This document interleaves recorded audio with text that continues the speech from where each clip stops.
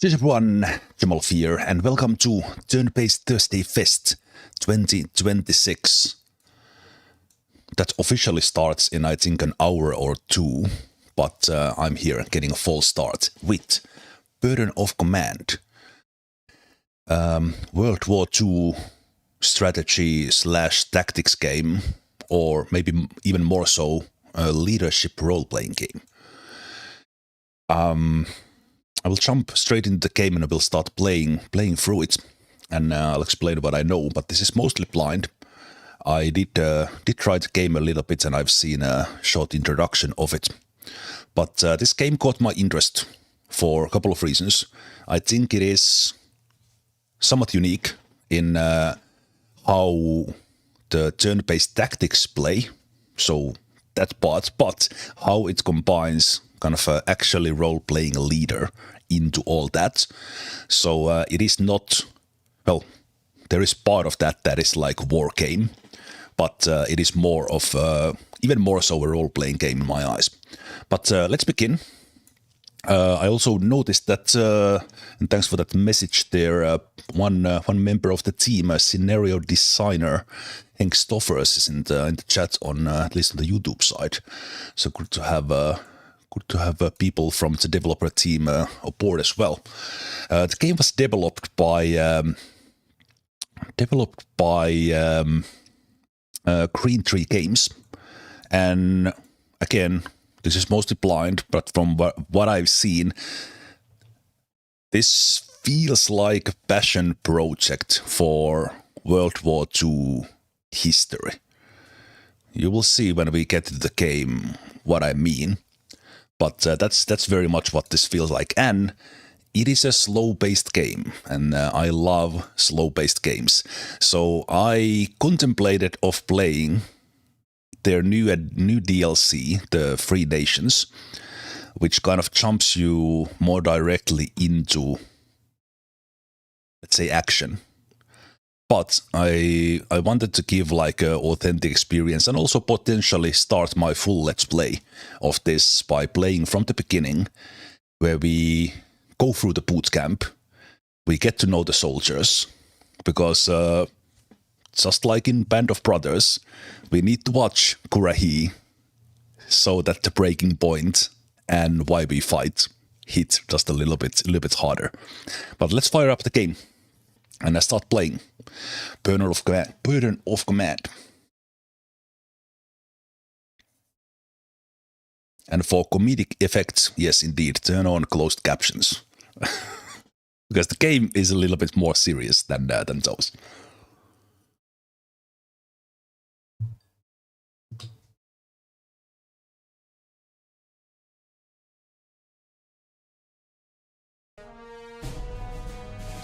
Okay. The game is actually showing here things from that first mile, so that much I played through the campaign. But I will start a new campaign, as I said. So we will be playing with the Cotton Ballers, the Nickel Company. So if I mentioned Band of Brothers, one of my all-time favorite series or any form of media. In that one we have Easy Company. In this one we have Nickel Company. But let's start playing. And the game has a couple of difficulties. You can play with the story focus, you can play with balanced, or you can play with tactical focus. I will not go for the super difficult one because I want to enjoy the story as well. Even that I almost always go for the most difficult options. And there's also an option to turn on their more later update of AI. They call it AI 2.0. But as I mentioned, like any good war story, we need to start at the boot camp, get to know the soldiers. This also acts as a tutorial for the game. And as the game warns me about it, also warning for the viewers, whether you are watching live or somewhere later. I am trying to fix my camera here. let's go here. This game does have images from the real war, so those might be disturbing. And all in all, this game has a lot of actual photography videos from the real war. Some of them have been recolored and things like that by volunteers or the team. But yeah, with that warning, hello, this is Luke Hughes, lead designer for Burden of Command, and I'm breaking through the fourth wall today. Ouch! To thank you. Thank you for taking a risk on something new, a leadership RPG. Now I imagine you're here hoping to test your mettle as a leader, emotionally, morally, tactically, in World War II. For us to give you that experience, it means a risk for you. What's the risk? Well, a new approach obviously requires a learning curve, and we all know learning curves can produce confusion, hell, even frustration, and playtesting has shown that there is a learning curve for Burden. Two kinds. The easier part, where you learn new mechanics, not tried before, and then the much harder ones, where we break some of your likely pretty ingrained assumptions about how, for example, repeated shooting will kill an enemy unit. We instead do something called the 4Fs, which we'll get into later. The point is, I'm going to be breaking in occasionally here to help you with video demonstrations, along with some design explanations about why we break these conventions. But remember, it's all to give you a credible leadership role-playing experience. And hey, we know these fourth wall break-ins may be jarring at times, but extensive playtesting has shown these videos can really help your journey. So please, keep an open mind, and hey, Cotton Baler, good luck out there. So yes, we have this sort of partially interactive tutorial by the game's designer cutting in there. But we also have start to have real-life photography videos coming along. And we start at Camp Picket in September 1942. And you can learn more about the game by clicking, and then you will get some videos. Some of these tutorial parts I will probably skip a little bit faster because I now know them. But kind of just you know that there is this sort of quite thorough explanation of all the game mechanics right in the game. And also, the game has a lot to read. In order, because I have now played this, I will not be reading through these aloud like I do in many games. I might do occasionally when we get a little bit further. But this is one part of the game, the storytelling, the choices, and then we have the turn-based tactics. So some of these choices, as we go on, will have effect on our character, on things that happen, obviously. Some are just kind of for flavor, in a way. And as far as I've been able to tell, whenever there is an actual effect, like, for example, your characteristic kind of role-playing choice changes, there is a tooltip for that. The game has these sort of book icons, so you can almost in every screen get some sort of a tidbit for the actual history, what was happening. And this is what I meant when I said that this feels like a love letter for World War II history. Okay, but yeah, this is gonna get us started with the tutorial.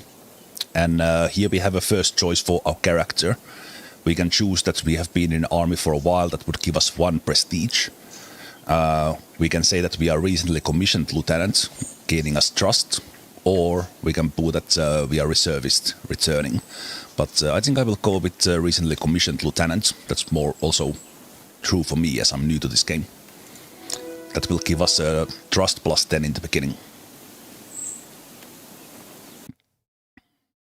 So here I am in boot camp somewhere in Virginia, 1942. I will start skipping these videos here as we get into stuff I already know, because they are just explaining the game mechanics, and I'll be doing that as we play along. So here we have the first part. We have the leader and we have squad. In this case, they are in different tile. But basically, you are, in a way, playing the leader or leaders in the field. And we have basically order points. And whatever we do in the field, we have to give orders with the leader. And when we move the actual squad, we need to activate that squad with the orders. All this will come a little bit more clear later. But that's kind of what I feel makes this game a little bit unique and kind of makes you feel you are actually playing the leader, but still there is that strategic effect on it. Basically, instead of just having action points on all the units and moving them around, you need to think about the chain of command in the field of battle and how it affects the things that are happening, which is the unique part that I mentioned. Okay, but with the leader, in this case, the game is basically just telling me how to move, and it often repeats things here on the screen as well, that where can we move and so on, and it always giving these additional things. And again, some choices for our character. That's how do we command our platoon. But I think I will just order them to move up and not get any very positive points. RPG. We're always. And here the game basically explains that same thing, that we need to activate the squad. So if you look at this, the leader currently has 2 orders and the squad has 3 orders. So when I move them, they activate and 1 point is spent from both of them. And then when I move the squad again, they have already been activated, so then they use their own, let's call them action points for simplicity. So that's kind of the very basic mechanics of it. In order for a unit to move, who is not a leader needs to activate them, and after that they kind of function like in any other game that they use action points.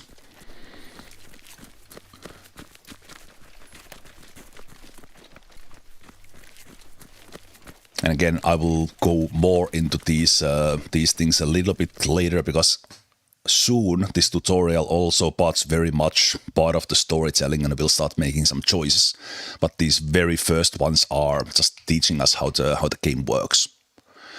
So here, when we are in the same tile, we can move the leader and the unit together, or we can select just the leader. So here we can we see in the bottom we have leader and squad selected. If I click again, it will just be the squad, but if I hit the portraits, it will be the leader. And the game actually confirms that and we are currently Lieutenant Unnamed. Soon we'll be able to change that into Lieutenant Zemalf.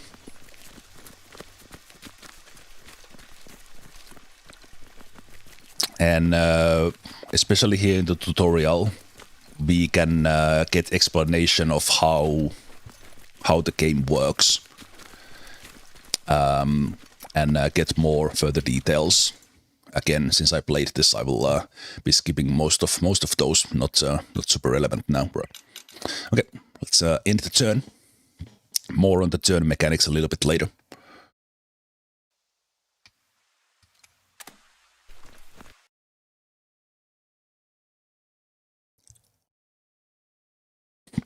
Sergeant Bennett flashes you a green that's the map.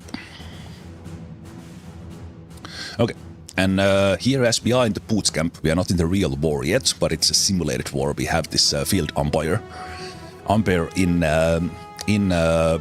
guarding the war, and it's actually pretty interestingly told in a way, because this is what was really happening. There was the actual practice war happening at boot camps.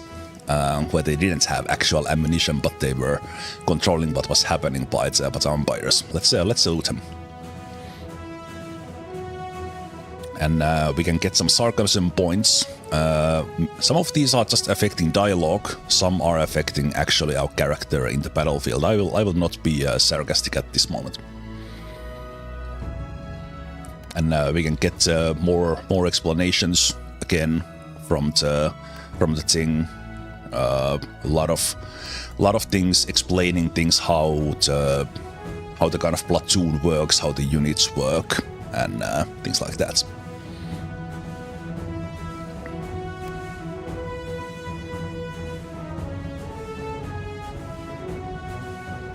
And very importantly, you can use waypoints when you are moving.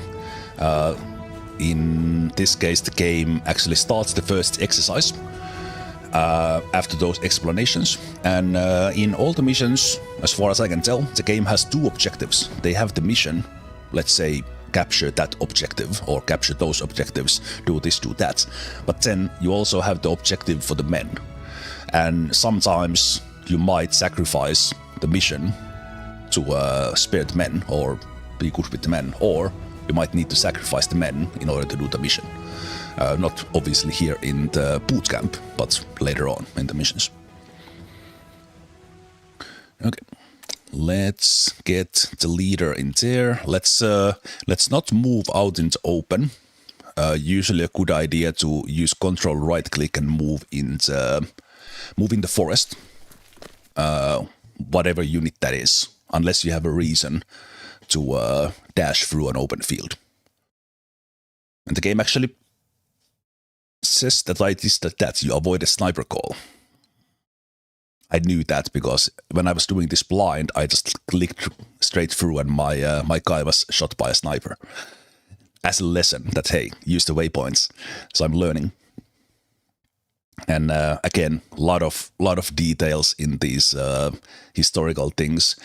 These photos are, as far as I know, an actual photos from the time of the war, but they have been recolored manually, basically, including the portraits. Unless they have been, I guess, I'm not sure if it was their colored footage from back there. Okay, we can choose here to be direct or less direct. We can be verbose. And in this case, we can't avoid making any choice. So I will make that myself direct. They will obey my commands. As the squad looked a little beat. And then the game explains morale, a very important part of this game. Morale, suppression, things like that. Basically a squad with good morale gets things done. Anything less than that, not so much. And the game, as far as I have now experience from the fights and actual battles, is more or less about breaking the other side's morale, unit by unit, because it is very difficult to kill them, but you can break their morale with suppression. As far as I know, Scape, the identities are a little bit later real, so they are real persons in here, especially in the portraits, unless we are renaming them. And I think some of the units are not necessary to actual photos, but when there's a reference, we always know that's who that person was in real life. Thank you, Sergeant Bennett. Sergeant. Okay, rally will remove suppression. So we have option to rally and we have option to bolster. Bolster will come a little bit later. And again, explanation of this whole thing, how it's shown on the screen. So we see that basically the coloring of the unit's tag will change depending if they are suppressed or fresh. So here we see the unit is showing red. So we will be using the rally command, restore them, and rally basically takes the whole turn from the leader. Yes, more or less this game has a apart from the campaign, the DLCs also have a German side on it, but this is telling a story of this one company on the Allied side. With the DLCs, there's more options. Okay, and again, the game is explaining things.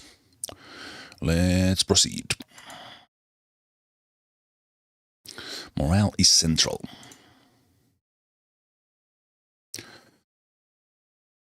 And since this is quite a complex game, I feel this sort of a thorough tutorial is needed in order to understand how the orders work, how the morale works, and things like that. So it is pretty well done, I think. Okay, so we need to end the turn, and then we need to end the turn again. That will make more sense when we have more squads and leaders on the way, because we are basically taking a round or turn with a single leader who will be leading, and then the enemy will take their turn, and then we take a turn with another leader, and enemy takes a turn with one of theirs. So it's kind of going, in a way, from the recent games we have been seeing, a bit like Menace, but in this case the squad is a separate entity on the field, as it is in Menace with the squad leaders. But the mechanic is same, that you alternate between the squads or squad leaders.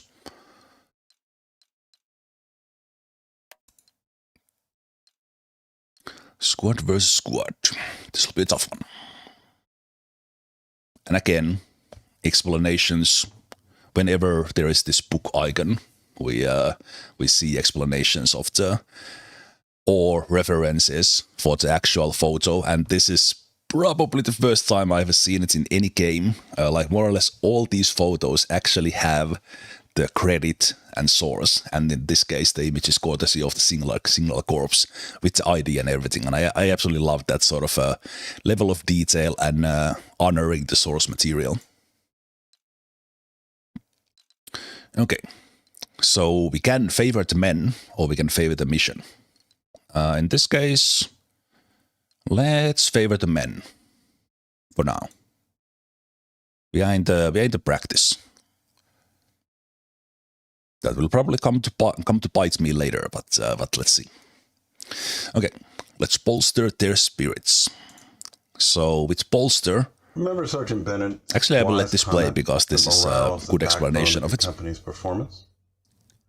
Well, what do you think the role of leadership is then? Of course, it's to manage that morale. Let's look at your tools. One of them is bolster. So here we have a good order unit. And if we were to attack, it'd be 50-50 on attack. It moves 3 squares. It has 70% morale check. But let's bolster it. A lot more movement. Hey, it's going to pass a morale check. And look at the firefight.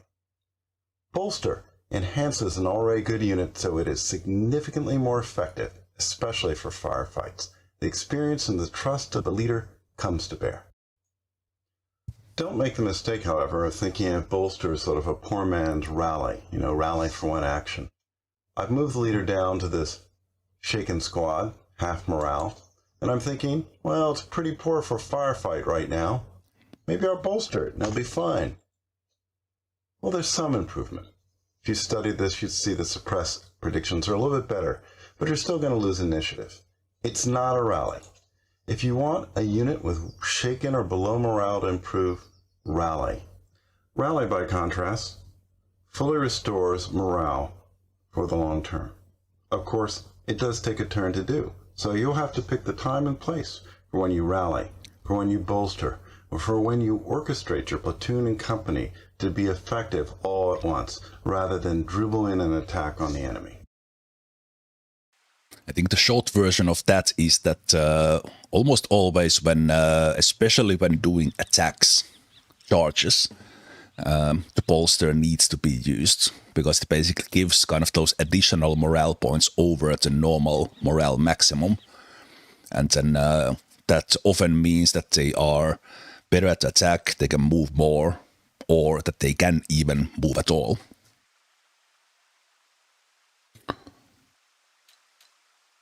Bolster the leader and the squad. Proceed with the exercise. Should we have Grant march down or go ahead?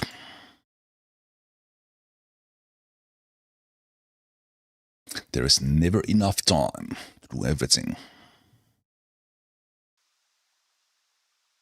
Okay, so here, just from the tutorial point of view, we have a choice that do we move the just bolstered unit and kind of get a little bit further from the others, or do we move the squads in the back together? So I think I will make a choice that I will go back with my leader and rally this one squad that is not currently feeling so great. No need to salute during a field problem. Okay, let's get them on their feet. Time to rally the men. You spy movement in the house. Objective has not changed.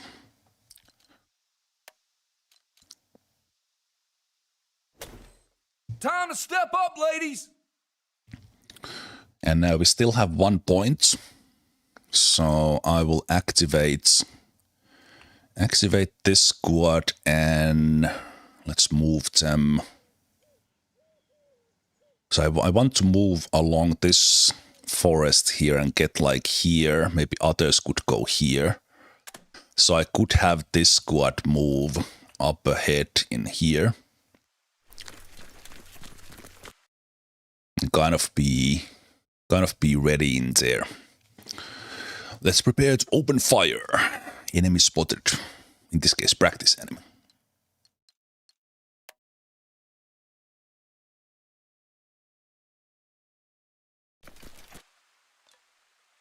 Shoot here. If you are out of orders, enter round until the turn ends. Well, we are out of orders. Actually, no, wait. These ones could fire still. Recon by fire.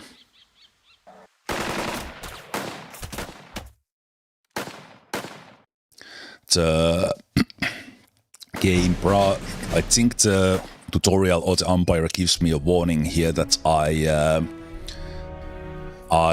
probably should have actually waited and do that together with all the units instead of putting that one squad forward. And sometimes that works, sometimes that doesn't. So those are the decisions we need to do in the field of battle. The enemy stuffed, the enemy stubborn.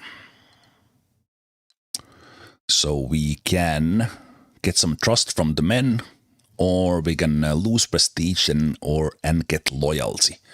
Or, okay, now so these will be actually like, let's say, experience points a little bit later. But I will for now focus on the trust.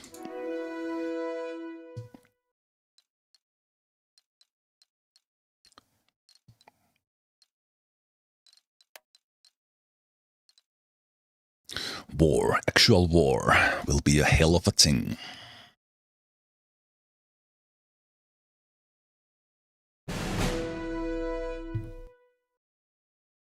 So as the force tutorial, we bullet draw from this one, and we'll continue with the story.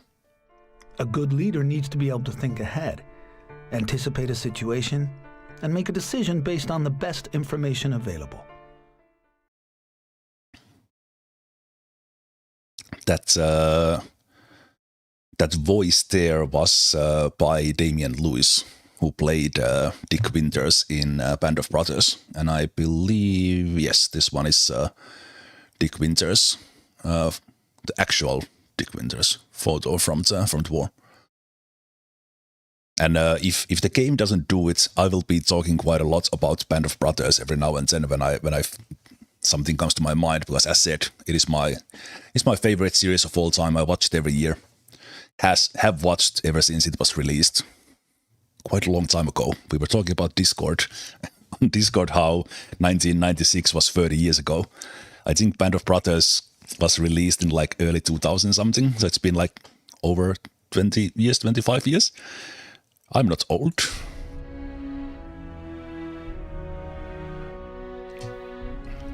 Okay, why did we join the army? For duty, to help defend those we love.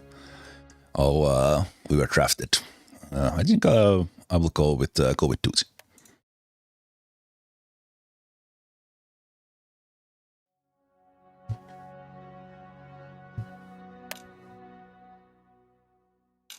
And the game has a lot of these real photos, and then kind of for flavor, we actually can see like the things that were back then, kind of getting people to join, what's happened when they joined, actual documents from the boot camps and things like that. It's pretty cool. Whenever the game shows this sort of aid your men thing, this is effectively go use the experience you have and level up the guys. So the game is explaining it here. So we have resources, to simplify, experience points, loyalty, prestige, that we use to either level up our own guy, the squads, the other leaders, and so on. You'll see in a moment how that works, and of course more later. And we can also change those, and we can level up either the leaders, individual squads in the platoon, or kind of everyone overall. And the units that kind of we control, we can customize them, but others, the portraits are there, their names are there. So let's use this first opportunity here to get the lieutenants unnamed into what we actually do here. So we are now Lieutenant Zemalf, and we have a selection of portraits. I think I will go with that one. Let's change. I think I can change that. Oh no, the insignia is here. I will go with. So we have this symbol. Actually, this is pretty visible on the battlefield. So maybe we'll go with that one. Also, these mindsets will come into play a little bit later. And in a similar way, in the units, we can rename those if we want, or we can choose their things. And this image, whatever you have for the squads, will be visible there. So I'm just kind of changing these a little bit for them to be a little bit different from each other in a way. So let's see. I like that marching image. So we have kind of this sort of image, and then that might actually work pretty well. Or we have a bigger group there. Let's have the bigger group. Easy to see it. Actually, now they look quite similar. This was a little bit different from the others, so maybe I'll keep that. We have Lieutenant Wilson. We have Lieutenant Dearborn, and we have Lieutenant Stern, the 2nd, 3rd, and 4th platoon, and we have Captain Lum, captain of the company. And I think most of these you do have options to change their portraits. You can rename them if you for some reason want to.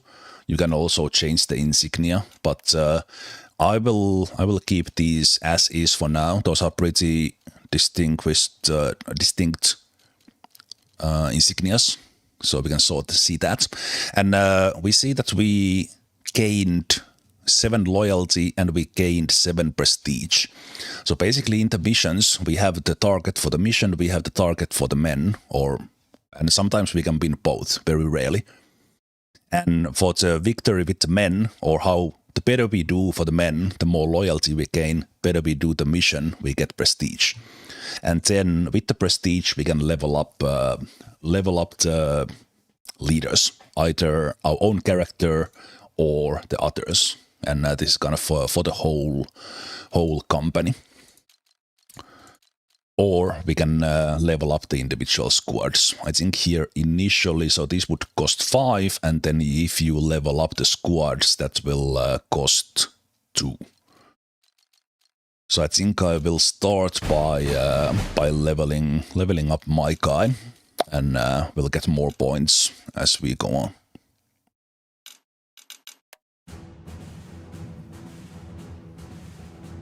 Yes, all the photos are real. Including the portraits. As said, they have been manually colored, as at least the primary portraits. Photos are real.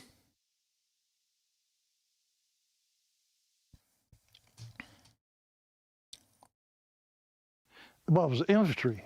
And infantry is different than cavalry. We didn't have horses, but they had light tanks, the cavalry did. So what kind of training then would you have in the infantry? Bayonet,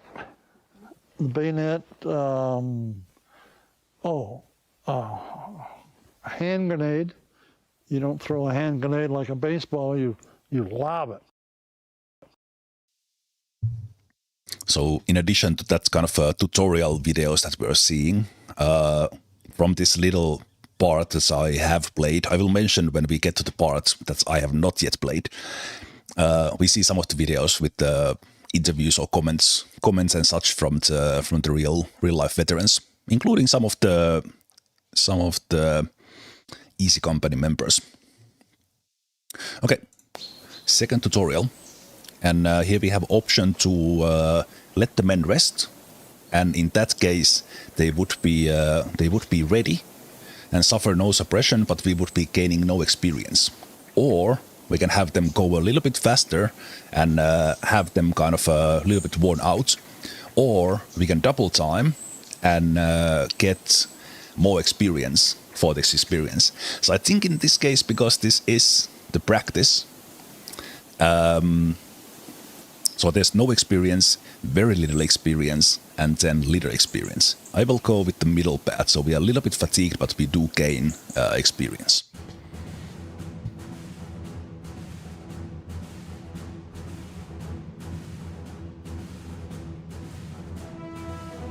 And here, little by little, the game will not tell me exactly what to do. So now we know how the units move, we know how to shoot. The game explains kind of how the company is formed. We have the infantry, who will be the ones doing the attacks and charges, and then we have the weapons in the machine guns and mortars that we're gonna use to suppress the enemy.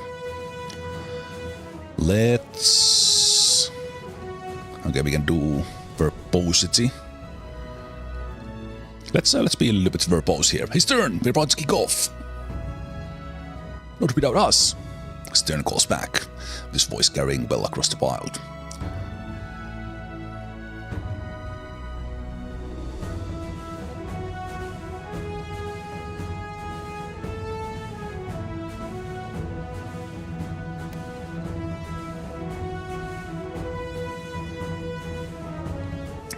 No sarcasm.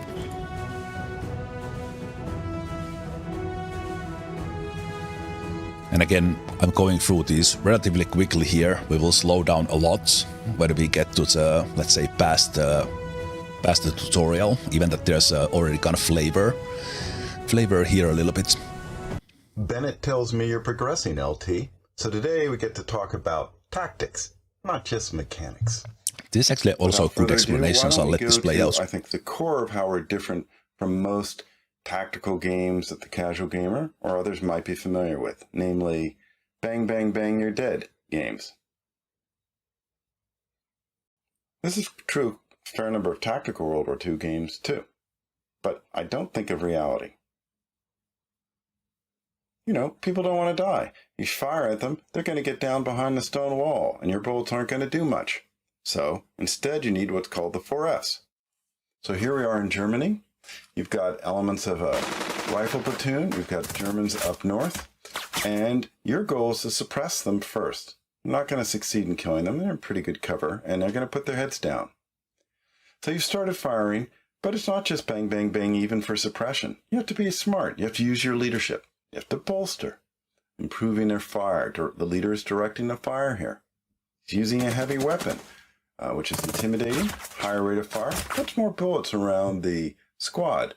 And, you know, when you hear bullets whizzing by, you start to be suppressed, meaning you're keeping your head down.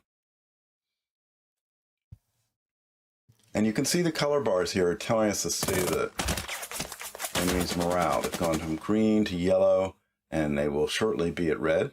They've been doing an effective job here. He's suppressed.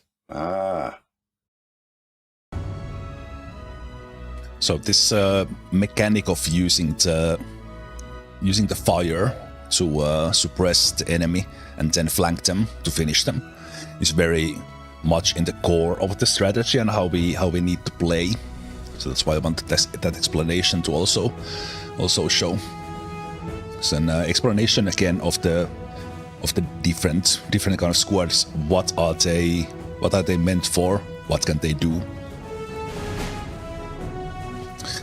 Finish the exercise before turn 2. Not much time. Actually, here the game still explains things.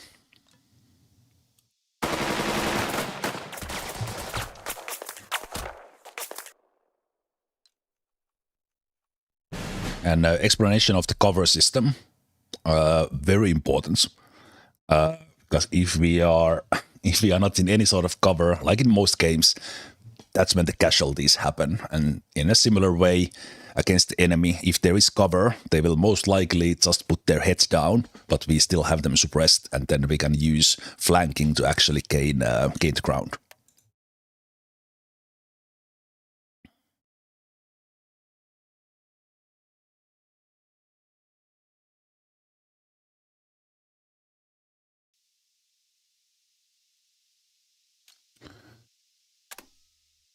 Okay, here the game is still kind of very much explaining what I need to do. And also here, while we were doing those, even if this was tutorial, we were using the orders from my character to actually command those guys to fire. And then the game explains that, hey, let's use the machine guns. Let's do little shooting ourselves just to get experience. Rivals did some work. The machine gun can do more. Okay. Do we want to signal with flags, which in the case of this practice simulates a radio, or do we send a runner? These are interesting choices that we will also have in the actual battles. Let's radio.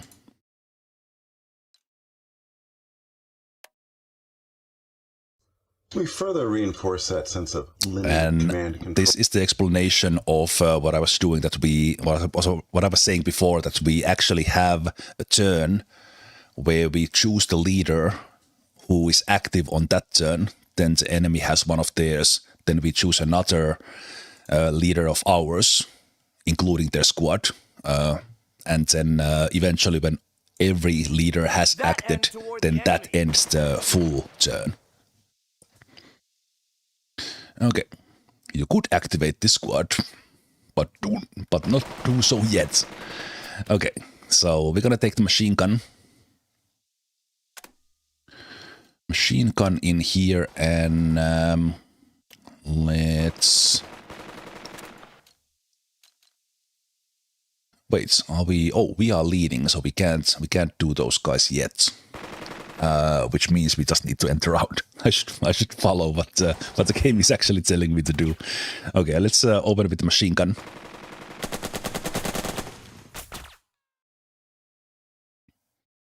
And I like this, that in the practice they were actually carrying like logs that were mimicking machine gun, because the actual machine guns were of course already at the battlefront. So this image is pretty nice. I like it.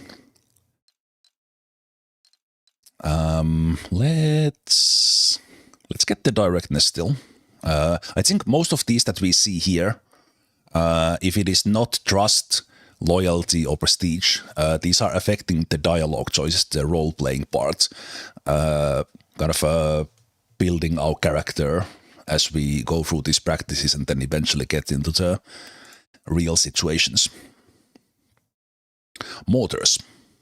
Lay it on him! With mortars, the leader is commanding the fire, so they need to spot and call the fire. And in this case, from that tile, we do see here.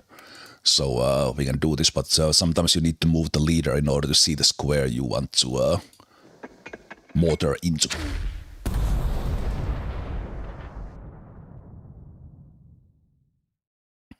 So.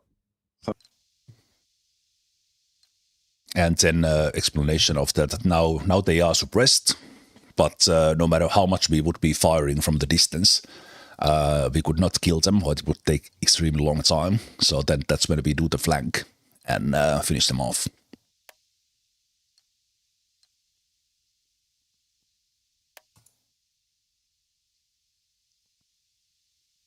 Just take them into flank.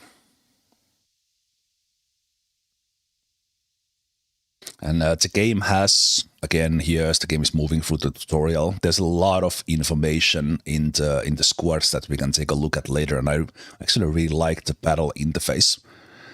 When we get into the first, let's say, full exercise, full battle problem here, then we can look into those a little bit more. Okay, the game is still here. Explaining that, okay, we're gonna charge, so we should bolster before we do that. That's the way! And then when we have them bolstered, then we can charge in here. And even when charging, we can do with waypoints. So we could, in this case, it's open field, doesn't matter. But if there were some woods, we could kind of make sure that we charge through those woods instead of an open field. And we get a preview based on the information we have what will happen. So our initiative chance here is super high because we are in the tutorial, but later on this will be a decision that is this the right moment to do the assault or not, depending on what's happening and what squad is doing it and so on. Oh, that was the wrong key. That was the wrong key I didn't mean to shoot. I can't play this game apparently. I'm sorry, game. I need to end the turn.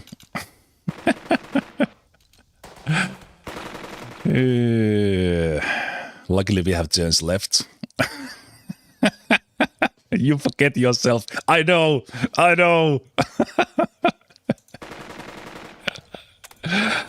love that the game is throwing those little chaps there from the umpire. Hey, dude, you were supposed to attack. Okay, so let's bolster again. At this time, actually remember to use the assault command. Stay low! You think I'd do this on purpose? Let's get it done!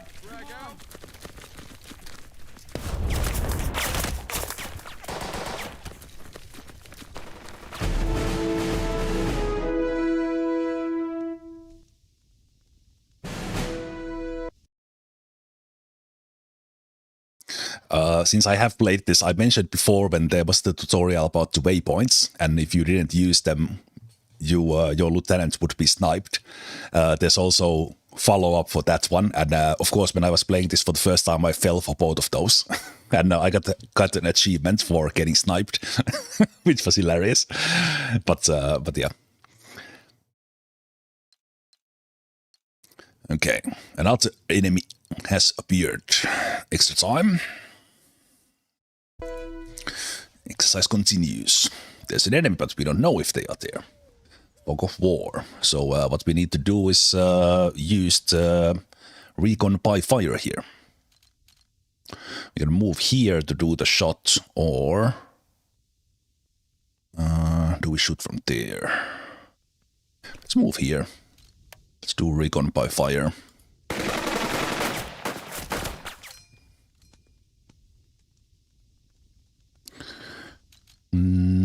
Okay, maybe I need to do the machine gun next time. I will let the machine guns do their thing. Let's end the turn here.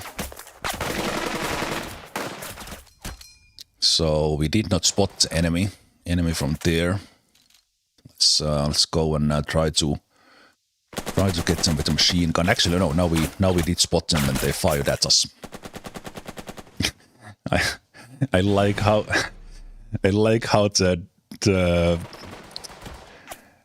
subtitles, so to say, kind of the voices there say that reloads the log. That is brilliant.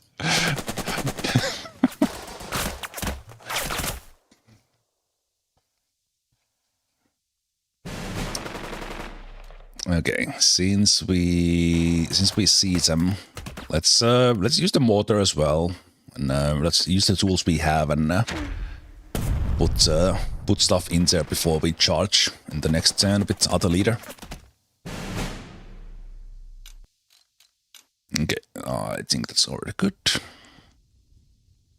And here, kind of all leaders we have at the moment have acted. And by the way, we can see the stats in the bottom left if you are interested. Not so relevant at this moment, but now kind of the full turn ends because everyone has acted.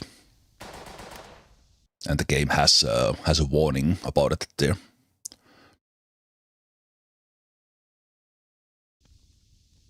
And a reminder that, hey, use the machine guns, use everything before you do the assault. So here, since we're gonna do this turn anyway, I will just in case see. Actually, they were already suppressed, but let's fire at them anyway. Make sure absolutely 100% that they are suppressed.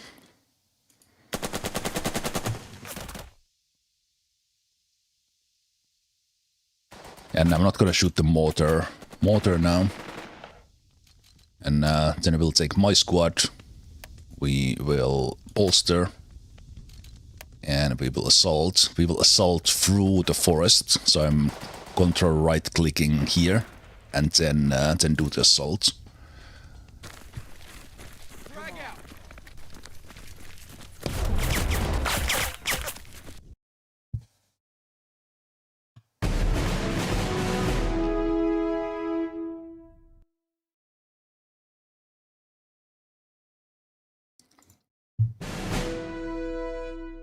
Minor victory for the men. Mission was drawn.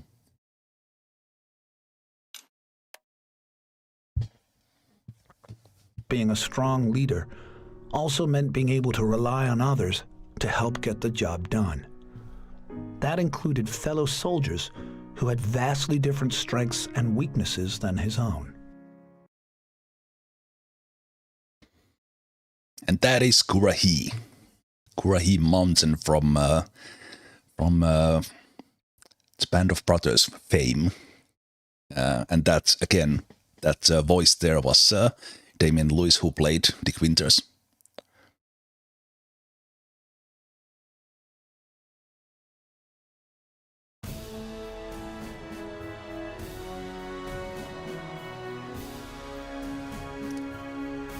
Yeah, the mission was a draw because we finished on turn 3 instead of turn 2. I could have finished on turn 2 if I actually did things in right order, which I should have used support weapons first.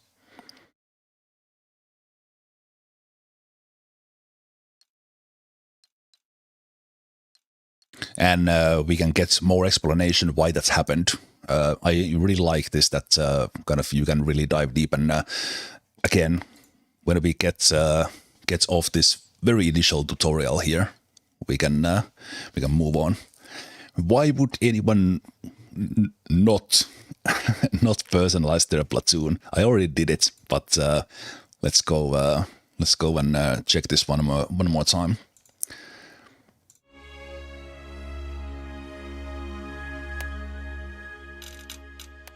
So again, we have these actual copies or photos of things. Really like this kind of. We have the actual history here into photos. I think with these guys, you can't change their name, you can't change their portrait because they're kind of part of the story. And we more or less did this already as far as customizing goes. So I will stick with those, but I think let's roleplay a bit that Stern was in that battle, so they will get a little bit of our prestige. And then the machine guns were doing a good job, so let's put some points in there, and then our first squad, let's give them some experience as well. And then with the loyalty points, you can increase the trust of the leader with their men, so you can do that. I will get my character's trust. I believe that's probably maxed how that is. And you also see kind of how much you gained, how did the previous mission go, and all that jazz.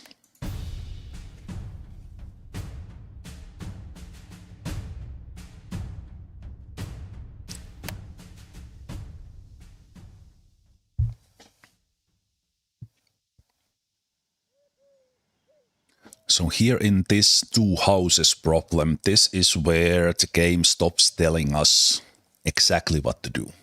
Like click this and do that. No. When we left Fort Leonard Wood, nobody knew where they were going. I mean, they just loaded us on the train, and in fact, we didn't know where we were going until we got close to somebody. How it got out, but somebody said we were going to Camp Pickett, Virginia.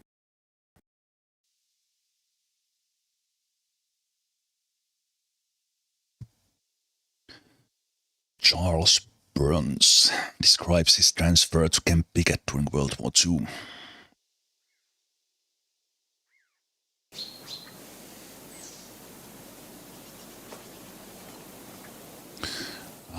Right. Mail. Let's make it that it's from parents.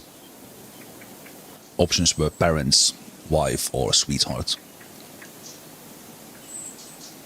And let's see. Let's focus on the loyalty. Let's get the mail for the men. All right, Hank, you take care. Thanks for stopping by. It was really nice of having someone from the developers in the chat for a while. Thank you for that.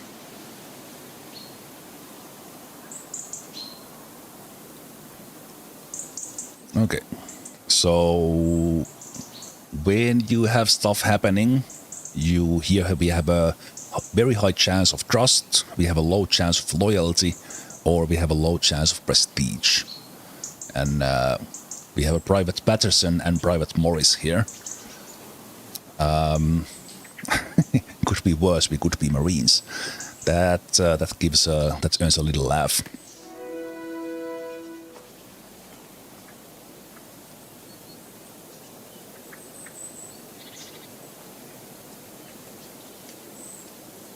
Okay. Good news is that next exercise is ready. The bad news is that you, lieutenants, are not. This will not be a repeat of the last exercise.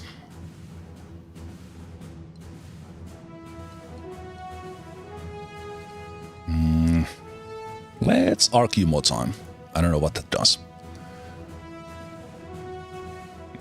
He shakes his head. Shit. Timed exercise. Okay. I can get Dearborn gain trust, or I can Stern gain trust. Let's have Stern gain it. I'm the captain for this field problem. Okay, Lieutenant Stern says. What do we know about enemy? Reinforced platoon from Red Force. And again, we are still in the boot camp, we are not at war yet. For now, I'm the captain. And here's an explanation of the thing. So we have the leaders of the platoons, they are giving the orders, and then the captain, individually on the field, they can act on any of the leaders' turns. So I'm doing with the first platoon, I'm going with the second platoon, then the third platoon. The captain can act in all of those, including taking command of the other platoon's units. So for example, we might be active with the second platoon, but then I use the captain to order the first platoon's unit to do something. Or order a machine gun fire with the captain when the infantry platoon does the charge, for example. Because otherwise we couldn't do it exactly on that same turn. We would have to first act on the machine gun, then give the enemy a turn, and then do the assault. So the captain kind of ties everything together, and I really like this approach in the battles. It comes more into play when we actually get to play these, which is now.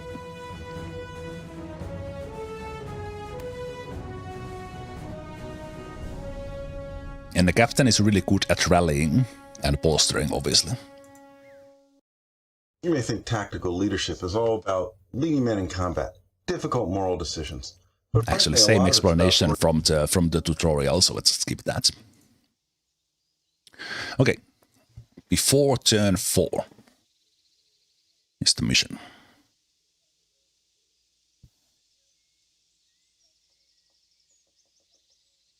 Mortars. So we have... Quickly now. We have 2 objectives. Actually, this game is still telling me first to do one thing with the captain. So we'll rally this one squad here. And now we can rally from the next tile with the captain.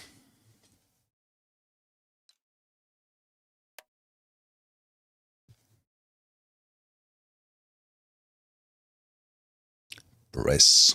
Restores 1 order to a non-leader unit. So the captain has some special abilities as well. Becomes tired. Okay.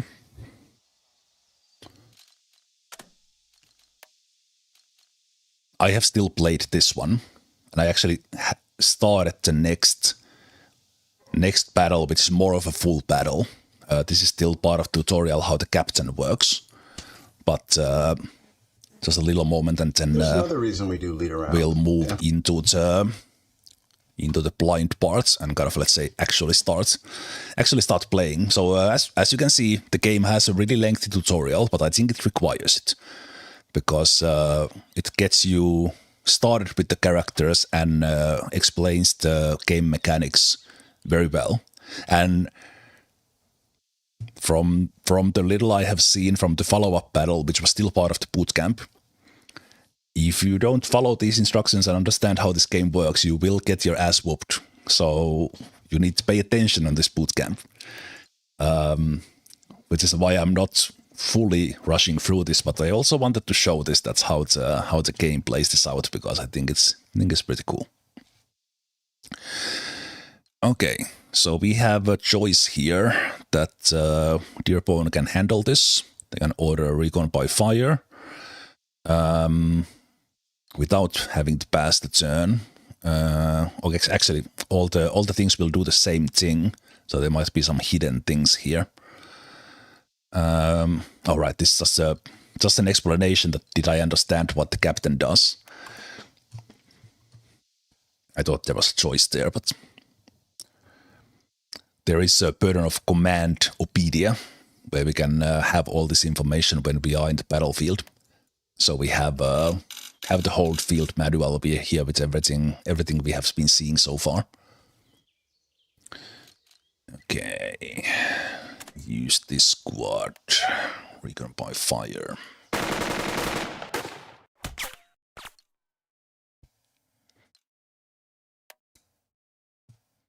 Time for some mortar. So this is really here kind of a tutorial for using the captain. And actually here is an explanation how the objectives work. So we see the current result always in the bottom right, which I try to place my camera in a way that it's visible when we get there. So we see that okay, currently this is a major defeat. We get to a draw, then we might get to a minor win, and so on, or minor victory. And we will get artillery support in this mission as well. So here we see below my camera that we are currently in major defeat. The men are major victory because we have not lost anyone. And you get to see the actual objective, like what will change that into a draw or a victory, and what are the objectives, and so on.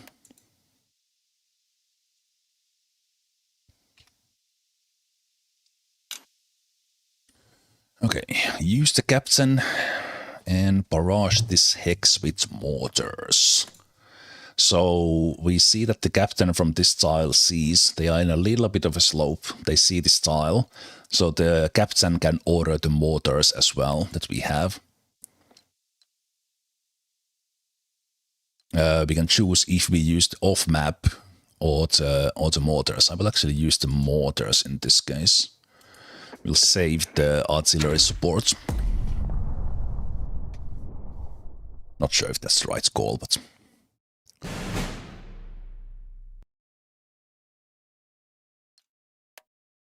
time to move to the higher ground. Okay. Again, I fell for this before. If we run over this tile, well, actually here the game displays it, that if you have these sort of tiles, you risk yourself of getting enemy fire. I will move my captain from the forest, making it less likely that we are shot. So let's see some of these leadership problems of command and control in practice. Yes, we shall. Spotting. You can see a lot from there. Let's bring the thunder. American 105mm artillery.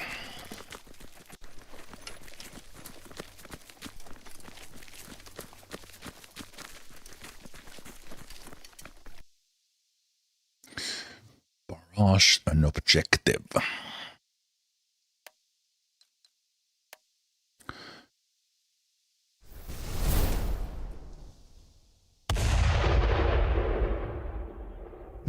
Flags go up.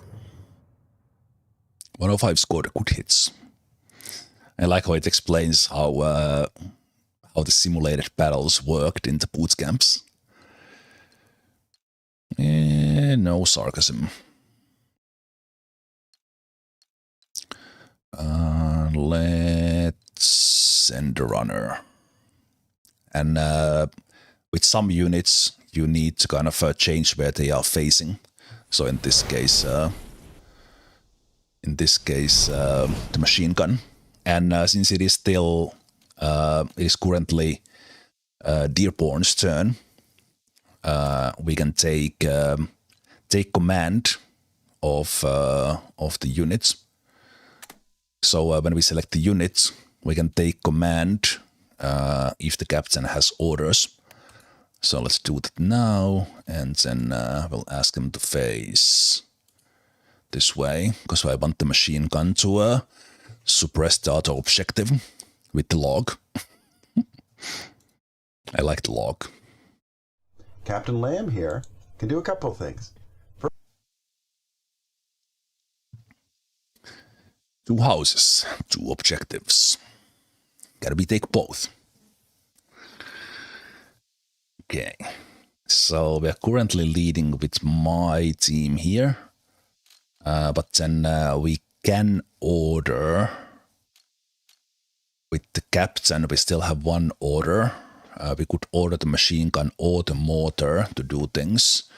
These guys are suppressed based on that red one. We don't have an infantry squad yet to take this house in any way.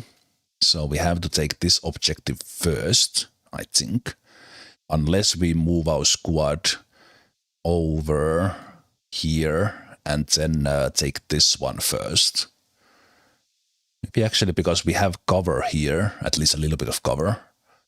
Maybe that's the key, that I take the right one first. That's what I'm thinking, because we do need to cross open field here potentially, and we have no visual for these objectives. Well, either objectives forces yet. So maybe I will start this by taking. We'll keep these guys here. Can I move through my own squad? I think I will take these guys here. Interesting, the default is to go from there. So again, I want to go here, so I'm gonna right click. So we're gonna...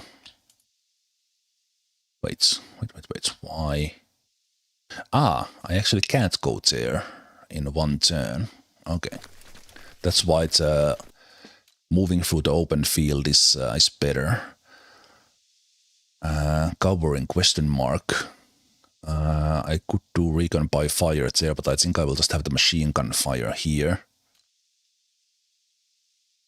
We do have an order on these guys, so I still don't see these guys, so I will fire at the house. We're already lower than a snake's belly. Okay. I'm just thinking that if there is like a machine gun here, they have an open field to do that. Is it a good call to actually charge now? Oh, both of these are suppressed, so let's see what happens. So let's do bolster. Follow me to victory. Bolster and let's try to take the objective.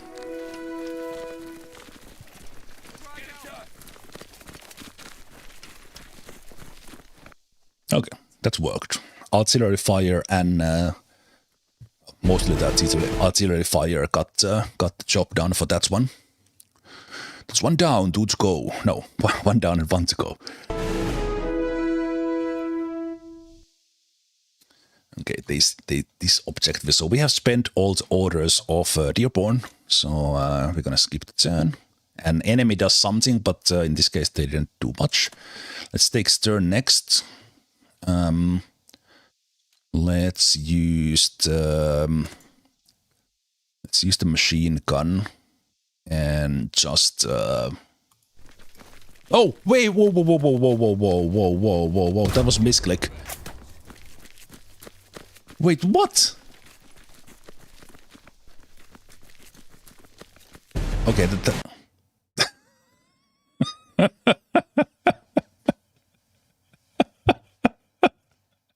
okay, I'm happy I made that mistake. I don't know what I did. The right click has been a fire every time, but for some reason I decided to move with those guys.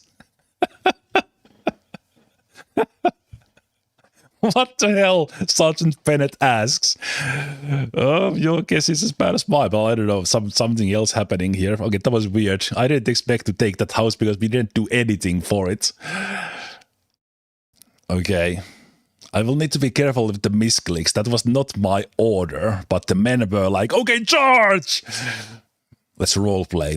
That's how it went down. Like, me as a player made a mistake.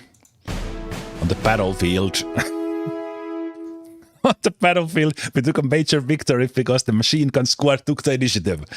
And They're like, fire on that house, charge. I take it. Accidental genius. I think a good leader is a man who knows what has to be done and sets about to do it. But he also has to know about the people that he's got to do it with. If you're not liking a guy and you know he's got the ability to lead you, you don't care whether you like him or dislike him. First of all, guts. Guts. Second of all, brains. Guts, a lot of guts. If you ain't got the brains, you don't belong there. A lot of guts. Because you're going to take men with you when he gets killed. You don't want them to, you want to take no men, no matter if they hate you or not. You want to get them in alive and get them out alive. You got to look up to the guy and like him. If you don't look up to him and like him, you're not going to go with him. And then everybody tells you any different, they're talking through their hat. Man, I love to see the interview comments from the Easy Company members there. If you have watched Band of Brothers, you might have recognized them there, even without their names on the screen. The actual soldiers, not the ones who were playing them. Yeah, I don't know how that went down, but you were expedient in your maneuvers. Yes, everything went according to plan.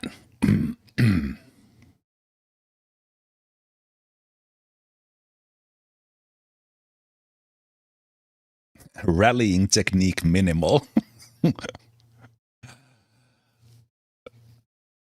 Fire direction unproven. Never ain't that right? Wait, how did I screw up? Men clearly needed more. Sure.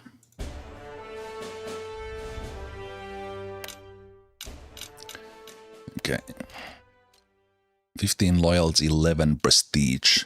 I think Dearborn did a good charge in that one, so they can get some experience. And then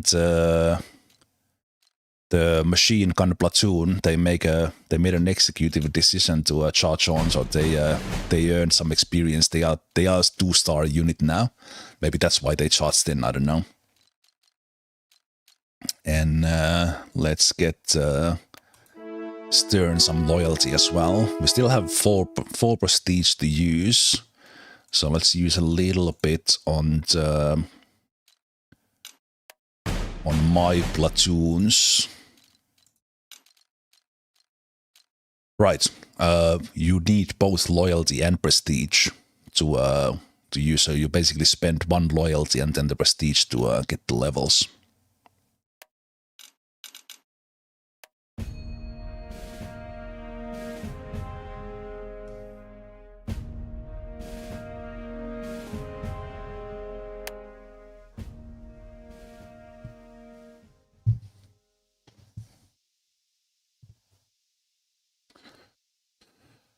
So here, I started this battle, but I didn't play it to the end. Here we get full that's simulated battle. We left from Newport News, without the tutorial anymore telling what to do. Africa then. Now, when you were there, did you know where you were headed at that point in time? Nope, nobody knew where we were going or anything. I mean, until after we were out to sea for quite some time, and then somebody said we were going to Africa. And not a Friday.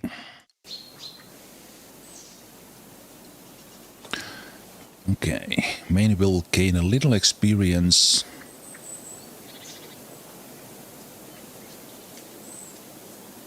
Suffer little suppression. Will we give them an hour?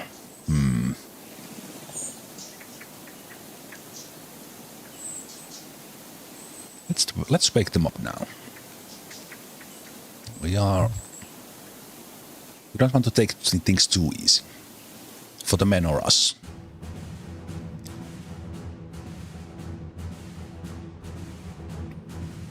Company level operation. You are to secure the road ahead, both the crossroads near Apple Orchard and the hill overlooking it.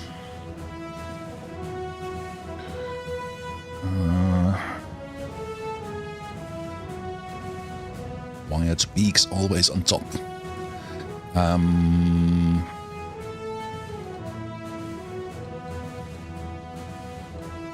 Okay, Morris will sit out this exercise. Wait, the merits. Patterson's definitely the cleverer of the two. Morris has an excellent bullhorn voice when he needs to be heard.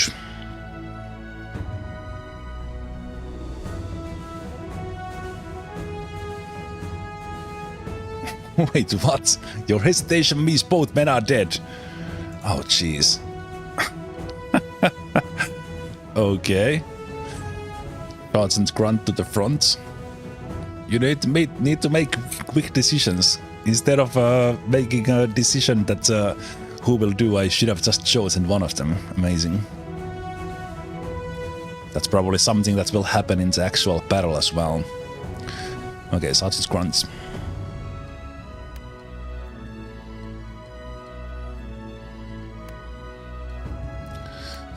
Creep forward. I think this might be the last tutorial message here. So let's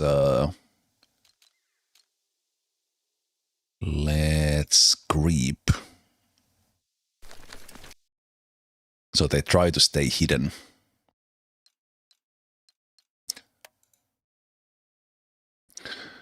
Finish the exercise before turn 8. Turn to Sergeant Grunt and consider how best both secure the crossroads and the elevated position. So we need to secure the crossroads here, and we need to secure this position. And if we look at that, we have some hills there on the top, and that looks like a position where they probably have some sort of weaponry. That was my initial idea. So I think we will be using these woods up on north to take the hill, but we also need eyes here. We see these guys here currently. We are active with my team. The squad doesn't have any points, so we can move my other squads up, and then I think what we could do is move Dearborn squad up to the other side, and we don't see it yet, but since I played this for a couple of turns, we will be getting Stern's machine gun and mortar squad here as well, so then we'll use them to either secure this hill and give suppressive fire from this hill, and then support taking this hill, and from this hill we can take the objective. Let's see if that sort of plan actually works. I still have 2 orders left, so we can move both of my squads up. But if I do this without creeping, they might see us. Interestingly, like going here, we could be spotted. Wait, if I do the creep, I can only do 1, right? Yeah. Okay. And these guys can move back here, or they could move up there. Okay, let's keep everyone hidden for now. Oh, Lieutenant is better than yours.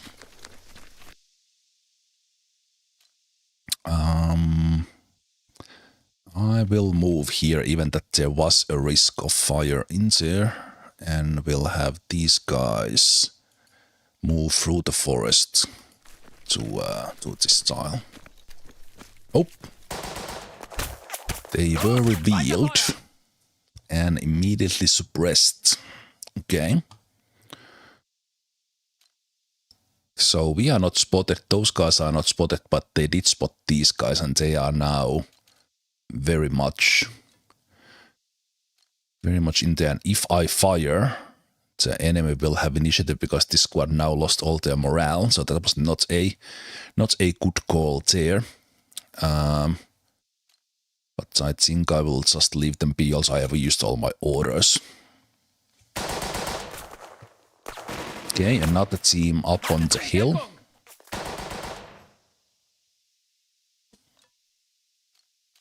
And these guys took a little bit of a hit. I think I need to get Dearborn there to bolster these guys and get them in safety. So let's choose just them. Get in here. And let's get these guys off. We should go forward. Off somewhere so we could get them. I think I could move these guys here. Away from the open field. Oh. Okay. There is a machine gun up there. So lesson from that one is that now we definitely need to rally. So even if the game doesn't show that there's a danger of fire that might happen, can I still have... Yeah, I still have one action here. These guys are out in a little bit out in the open, but they were not fired at. They are visible. So I'm thinking that should I move them out? And also, maybe I should have used the creep there, I don't know.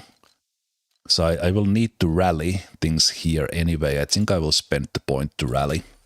Now that we got this squad hidden. Not the most optimal, I think, that turn. Definitely because two of my units got spotted. Okay, we get second platoon in with Lieutenant Wilson. And basically reinforcements. And now we are in the turn 2. We can select what to do. And in which order. So in there, those guys do need to be... Oh, right, I think I accidentally... No, wait, I needed to get the morale up for the leader first. Okay, and there we don't yet have the machine guns, and the enemy does, and they can actually we can now check with the line of sight tool. So if I mouse over, we see what tiles does the machine gun see, or this tile sees, and similarly, what do we see from each tile. So we see that these tiles here are actually pretty good. And when we get here, we can get eyes on there as well. And same thing here, if we move up with Wilson's team, we can creep to these forests and see both of these squads. So what I'm thinking I could do is take Lieutenant Wilson here and use the surprise to fire on these guys, and then my guy could be the one doing the assault. At least the initial idea there. So let's see if we what if we creep into this tile. Oh, actually, that will be for the next turn, right? Because the creeping takes more time. This could get us out in the open and definitely not in cover.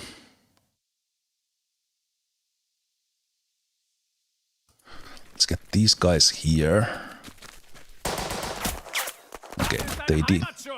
I have not suppressed this team at all. That was my idea here. Okay, I can't even do that. Okay, that was not super great. Can I actually fire from here? No, you don't see the tile. Okay. So if I was firing now, we don't have a really good chance for it. think I will just keep these guys hidden. That was not really good turn. These guys should have been suppressed before I do that, and I could have done it from here without moving. Not really good choice there. So now an enemy gets their turn, and they have another unit up here.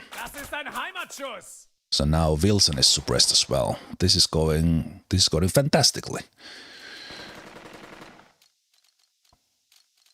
Okay, I think we'll start by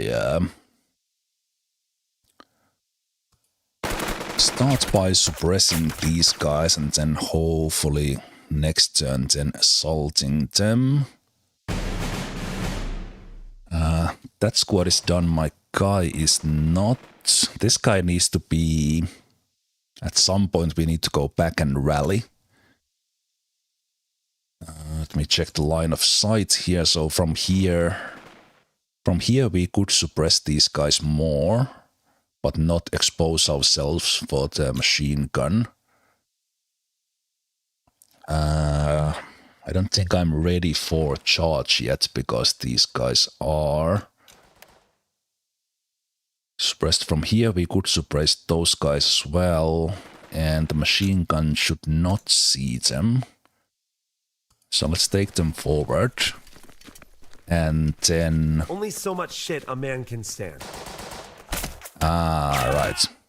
I was just thinking about the machine gun, not about these guys. Okay. I have not done really good tactical choices here, I gotta say.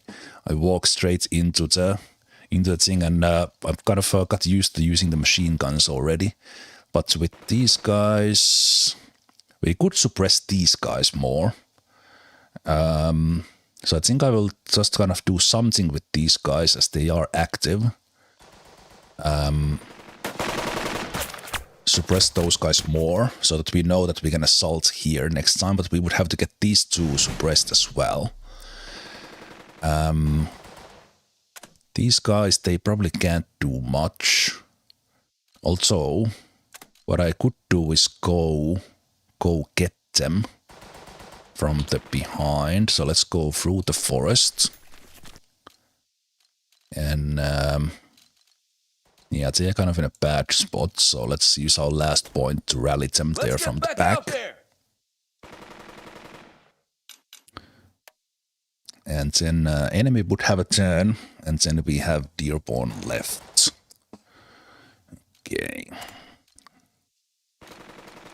Let's see. So we know we would be exposing ourselves to machine gun in here. Interesting, it doesn't show that the machine gun sees this tile. Now what you can also do is if you click on the tile, you can check kind of the elevations. And we see that these ones are actually blocked by the hills. Hills a little bit, so they don't add all these trees. Okay, so that tells me that this tile is actually decent. Let's see if we get. Okay, I was hoping that I can actually start suppressing these guys. They are above us, so it's 50-50. Yeah, we were a little bit suppressed there.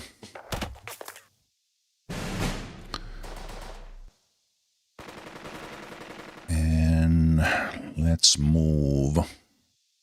So we could move these guys here. I think this is a little bit too exposed. I don't really like it.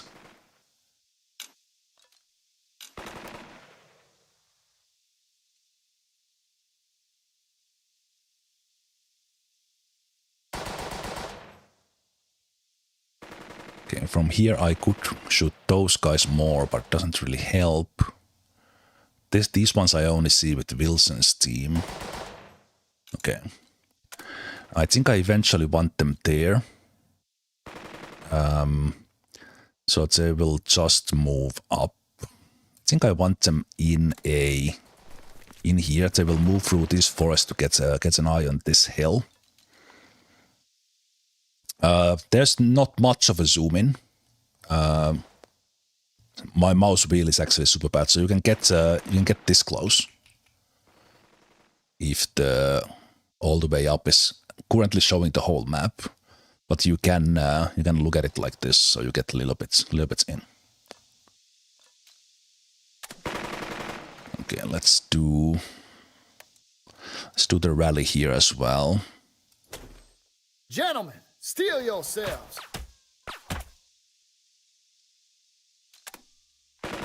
And they lost a little bit of their morale. We don't have any points on the squads yet. Actually, I can move these guys up again. So let's spend all the points here with those guys. And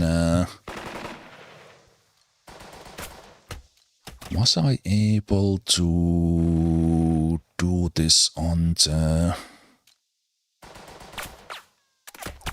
Okay, because those guys might need... I will wait with that.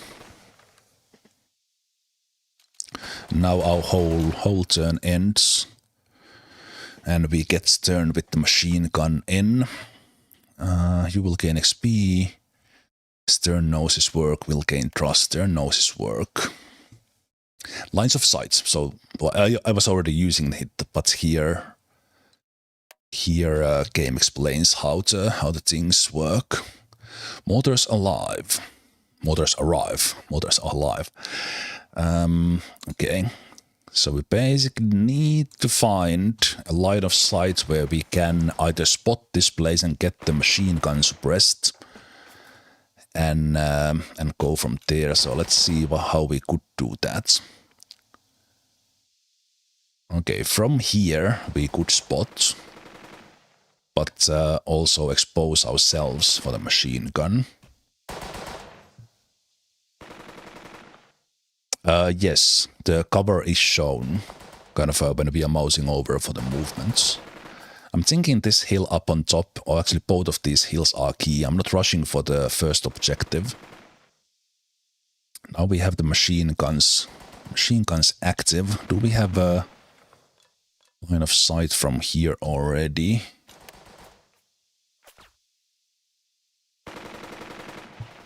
So in the next turn from here we would see if there's anything up here, and moving the machine guns onwards. Is there any tile? So these ones are a little bit suppressed, but not fully. Let me see. These ones we can assault. Those guys need to be suppressed more. These guys need to be suppressed a lot.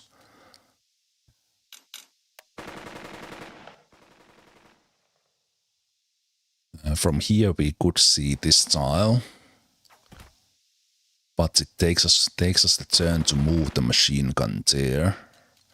So I think we need to try to secure these ones, maybe with the mortar support. But even for that one I need...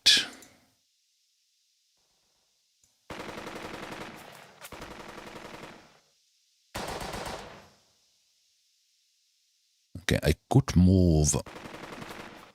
move stern here and order a mortar on these guys. And if I moved Dearborn away, then the machine gun could come here. But they can't fire this turn yet, so this turn is kind of about positioning the machine guns, potentially using the mortar.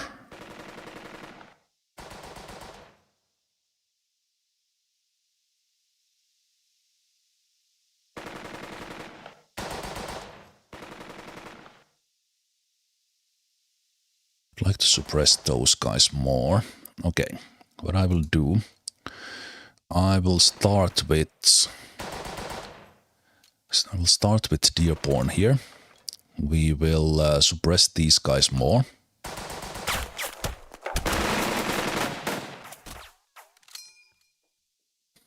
Why do we keep shooting at us? Practice? Question mark.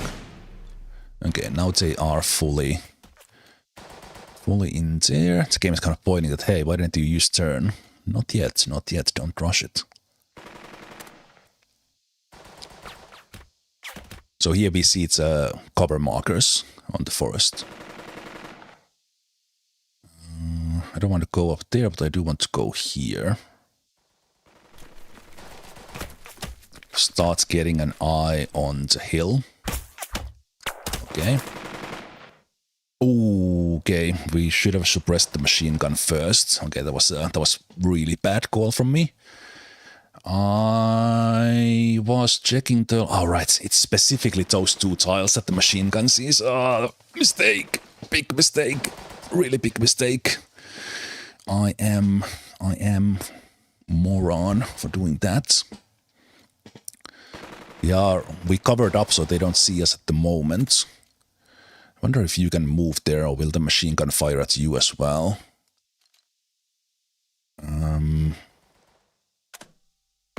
Let me take just the squad, and we will move actually from that forest.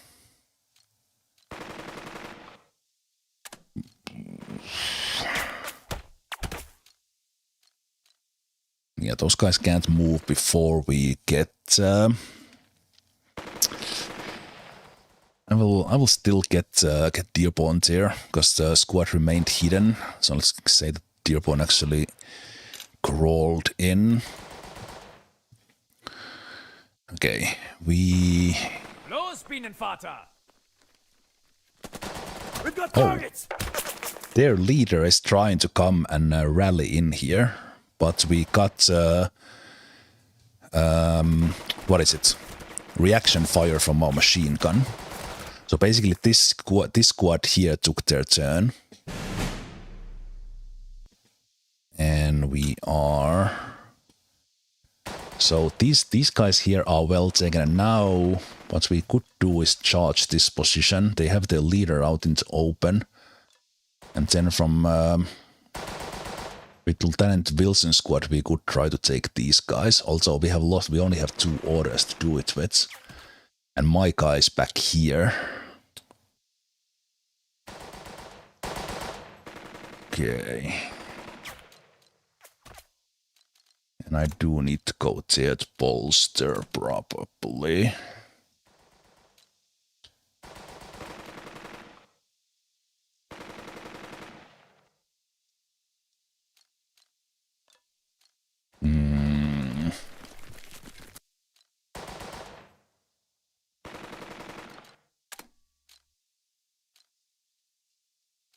Rally. Bolster. Need to make some progress here.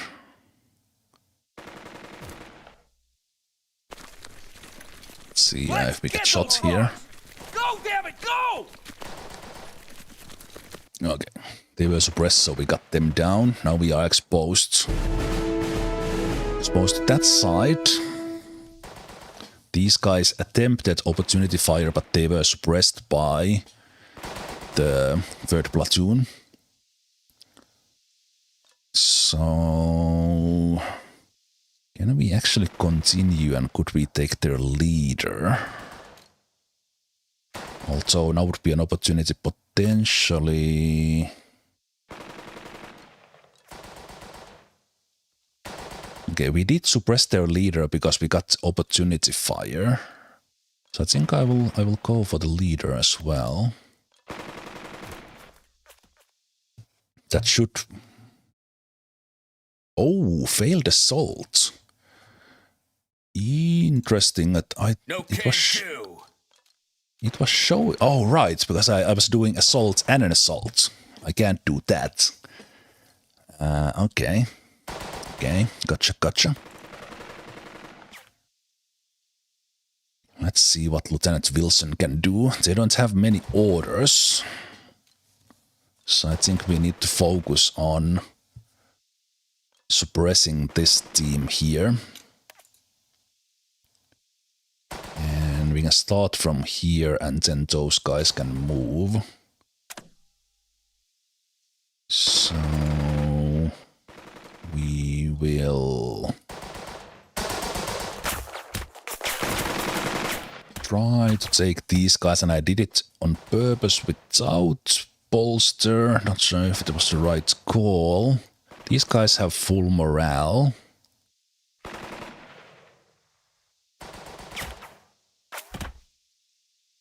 So they could go all the way there, but I think that's too much.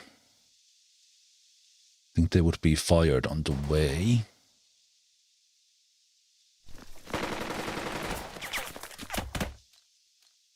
Can we fire from here? More weapons on the field. Little bit of suppressed there, but these guys are now still not fully suppressed. Okay. So then we have Stern. And I knew that I can see those guys from here to order the mortars. So I think we need that to help take this side. So Stern, come here. Mortar on these guys. So we can finally gain these guys.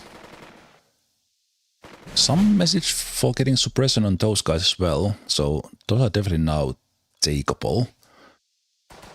And then in the next one we could call. We don't see that tile, so that's not gonna work. Okay. From this tile we could wait a minute. The machine gun sees us, but we can't fire at... No, we do, it's highlighted. Okay, so machine gun from here could start to suppress their machine gun.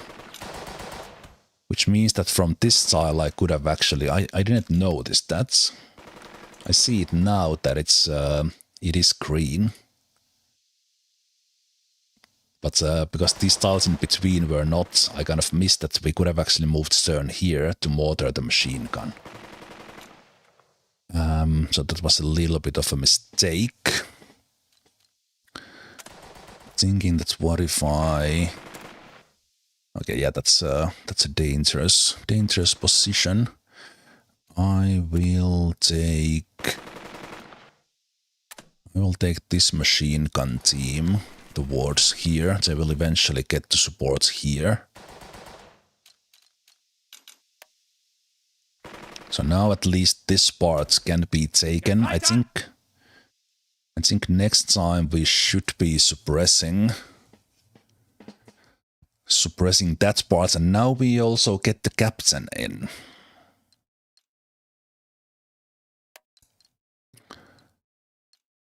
Directness. No, let's just nod. Trying to move forward. We do want to take the hills. So we're basically explaining the plan here for Captain Lamb. The hill does dominate, Captain Lamb remarks. They got a machine gun. Indicate the extent of cover. Anything else? Nope.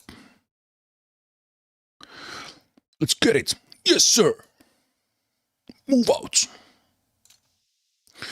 So now we have Captain Lamb, and we can start doing things with them as well.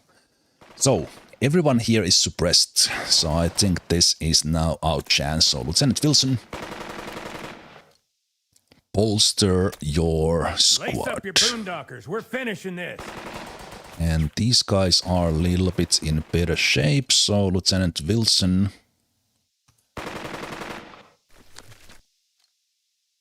can you... I wonder, I can't bolster and do this, so I'm hoping this is enough. Without bolster.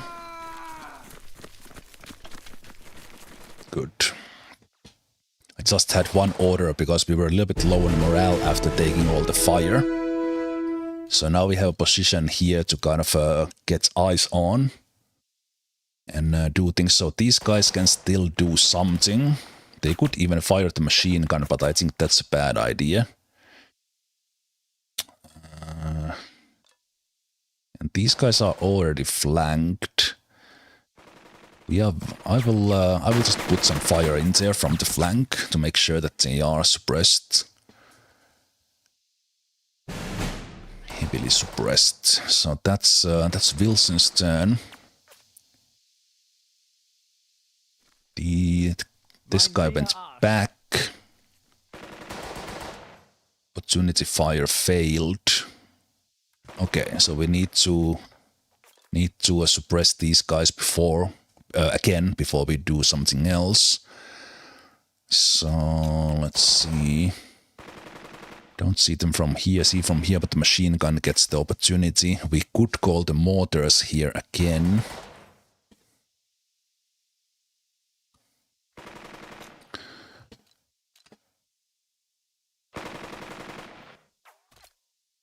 Yeah, I think we'll go its turn. So we could start moving those guys up from here. We really need the machine gun down, so we could move Stern there to spot, or try to spot, and call the mortar.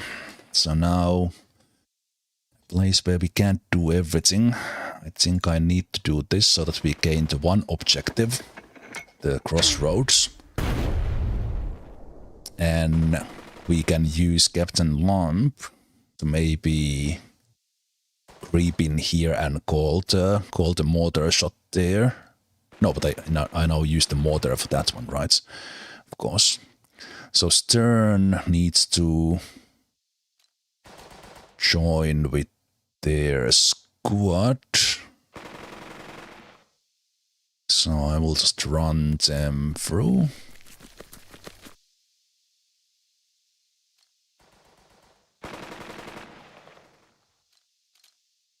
In this case, this map, as you see the kind of empty space, this is because the tutorial map is limited in space. So we will have like a full map where we literally have to move around. So this looks a little bit odd because this is kind of a patch of the map, but this is part of that we are in the boot camp. So it keeps it a little bit simplified. Let's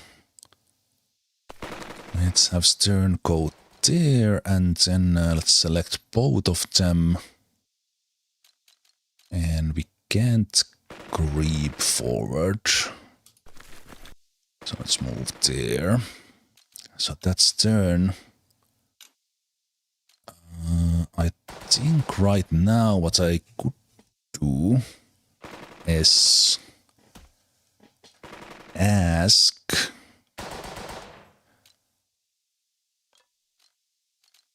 no, we'll just take a turn here. No, actually first we need to end Stern's turn. And then Lieutenant Zemalf, trying his best, not doing great, but trying his best, will bolster. I don't really like how I've played our first platoon. We are completely spread here, but let's try to take here and hopefully not get killed by the machine gun. I think the game here in the boot camp is a little bit merciful. Go get him!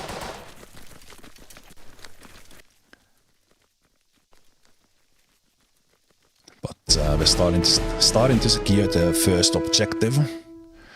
And this position would be really good to call the fire on the machine gun, but let's see.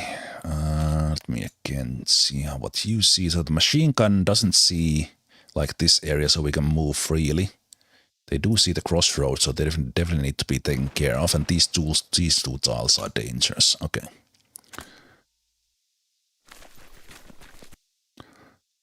Let's move these guys forward, just in case there would be more guys here.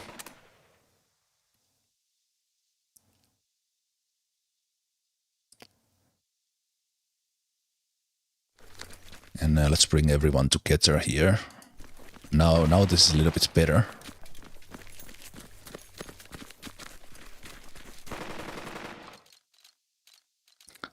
And then we only have the captain left, who could actually help Dearborn and this team here. So I think I will take Lamp here. Also this tile, so... Oh, the captain can't creep. They can move here. Yeah, okay, so...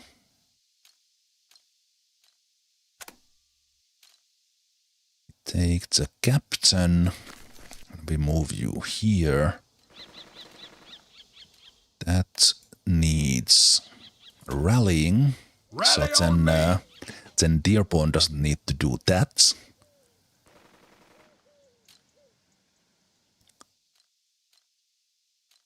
Like next turn, and Stern is there.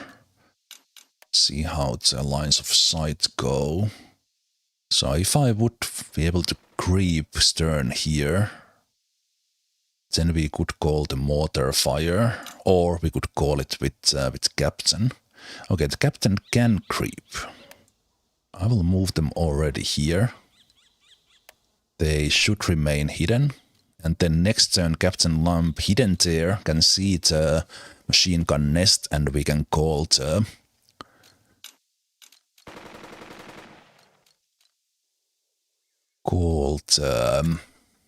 fire up. Okay. So will the machine gun fire? Auf meinen Befehl! Okay. We heard a nearby bolster from somewhere. Interesting.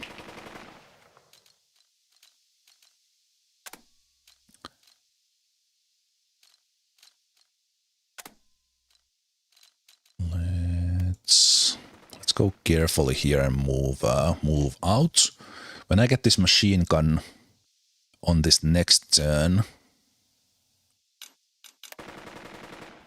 suppressed, then I can start doing things. So still a lot of time left, or do we? Wonder what tricks they've got planned up ahead.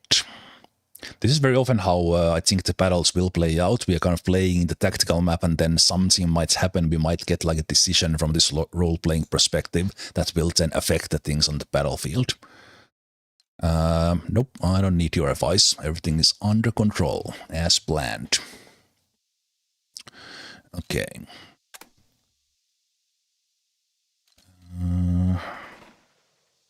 Wait, if I click you... Right, before I make any decision, I can still select the teams. Okay, secure the roads. Self-lead. I do need to call the mortar fire there, so that's definitely the thing. Okay, I think I need to do that first, so we call the mortars on the machine gun to start suppressing them. I have no idea what it actually... Did that have any effects? Okay. Let's move... Okay, I can't go up there. I think if I bolstered, I could go, but there can be guys here, and there probably are.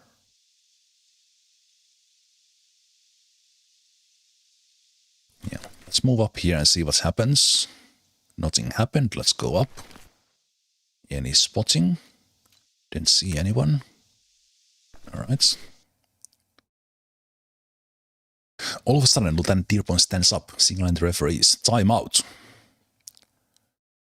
We must protest the parameters of this exercise. Enemy's fire has proven to be accurate as to approach supernatural. I don't know. I think it's been fair. Nod along. Sure. He draws a deep breath. Machine gun at the top of the hill is so well sighted that Bruin's commander would surely bypass this approach rather than beating their head against it. Maybe that's the point. A trial of character.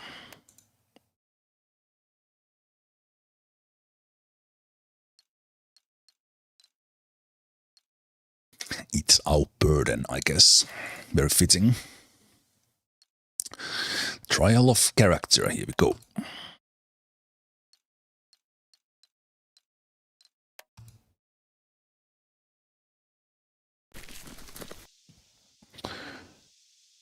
Okay. I'm expecting there to be someone on this hill as well, just like there was in here, but we have not been fired yet.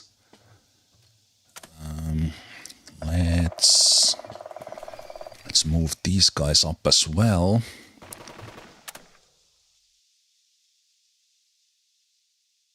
We have the other groups to act if we run into anyone in here. We didn't yet. So all that is good.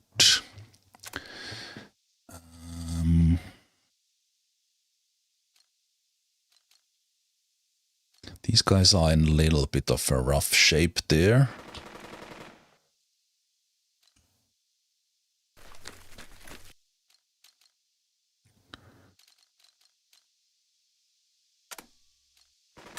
So we'll come and rally them with the captain. Or we can't unless we move to them.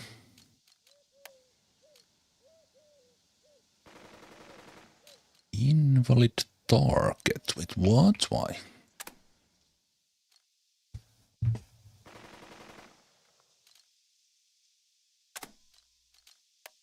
I bolster them?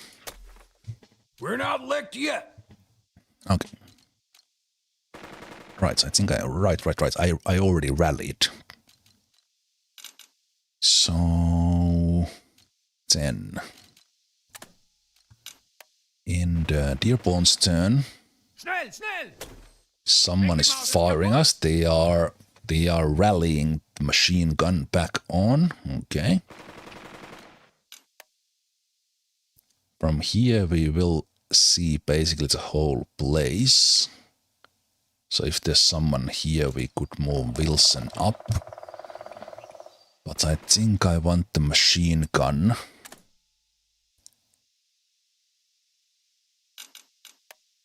Machine gun up here so that we can also use the machine gun on the machine gun position.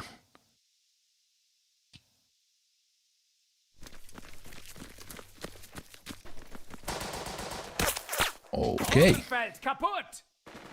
Well, next turn that will be great, so they have a squad kind of in open.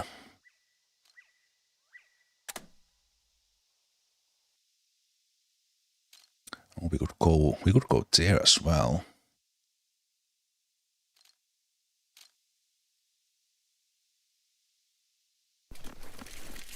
Keep up. Let's do that. Well, that's quite a lot of running. But that's a great position for the machine gun. Yeah, that's perfect. Perfect. Stern has used more or less everything. I will use bolster to make sure we are boosted. That also gives us the defensive one. We don't need to use alt orders, so, and the artillery has fired, so we can't do anything with you. Now that we know those guys are there, I think Lieutenant Wilson needs to go back here and pick up this one squad. And from up here we could fire there. At least see them maybe better. Let's take just the squad. And move up there. Hurry up! Suspicious barn. And we did spot those guys. So do we have some machine guns there or something that is covering the crossroads? That would make sense.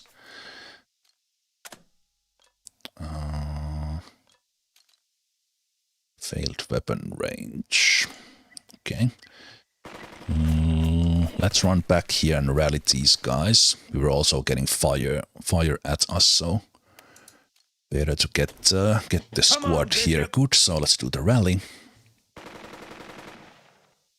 And that's Wilson's turn.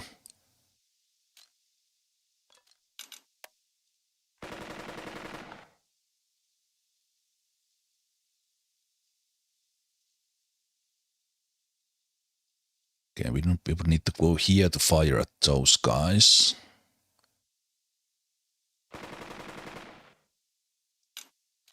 Which we can do. We need a little bit of help in here, I think.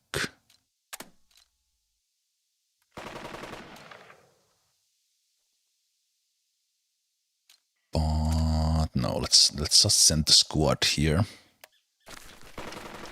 See if we could already start putting fire in there. They are flanked. I would like to do that with the machine gun. We were revealed, so I kind of in a way might as well. Because we have them from both sides. Heavily suppressed with just that. Okay, that's good. I still just need to keep these guys in control, I think. And let's go with my guy to rally these guys back. Although even a bolster is probably enough. Let's get back out there! And get ready to take the crossroads.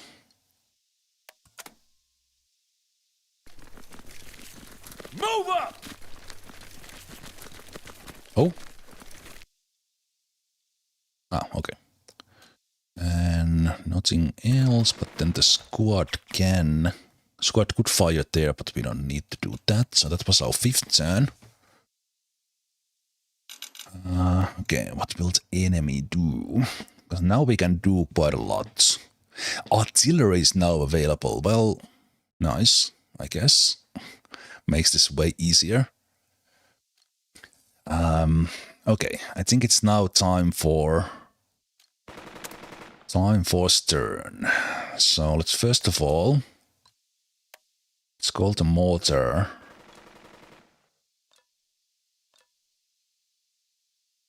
Because are already pretty badly done. Let's use the mortar there. And we'll use the artillery if needed. We can also machine gun here. It's not saying anything about that. You know what, maybe the machine gun is the most dangerous one. So, you don't see that tile, right? Yeah, you don't, so, okay. These guys are already suppressed, but kind of this... Oh, but you can now... We can suppress with both machine guns. And then we would save the artillery for whatever we see. Okay, you know what? Let's...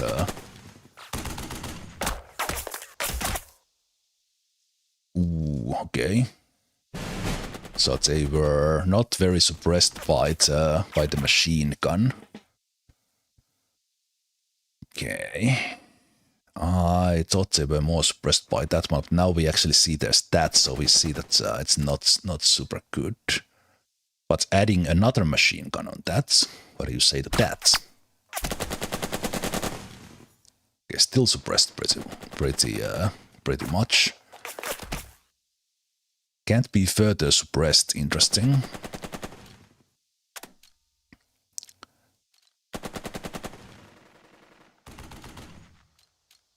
Okay. I'm thinking that I would move Stern away so that I can get Captain Lamp in here to actually call the artillery.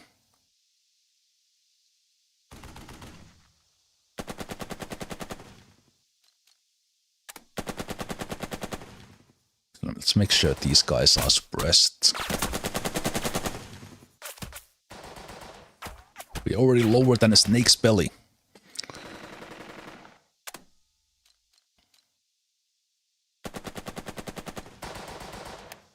Okay, let's just bolster those. You can do this. I need to somehow get artillery strike onto,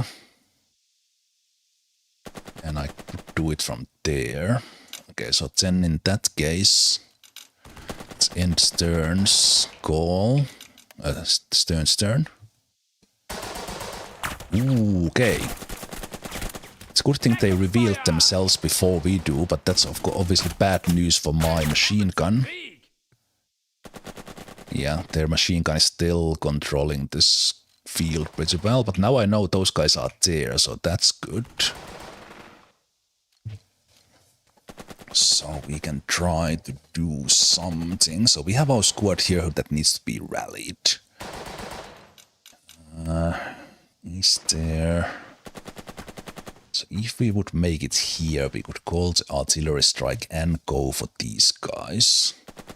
So... let's first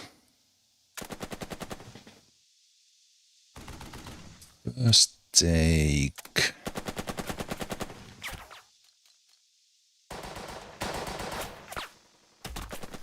let's take this team here.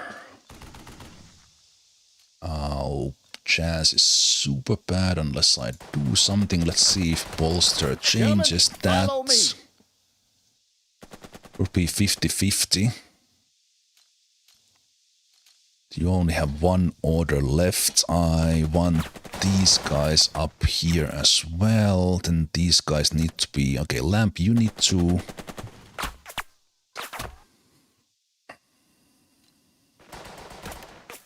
you need to rally these guys to full. They can't keep us down.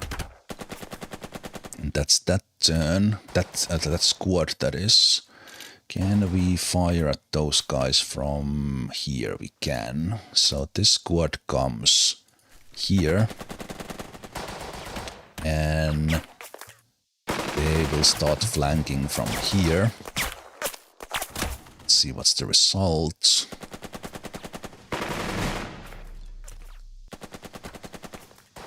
Does make it better.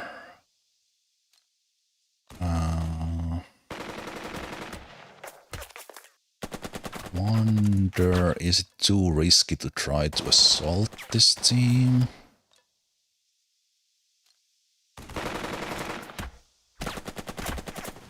No, let's make sure they have their heads down.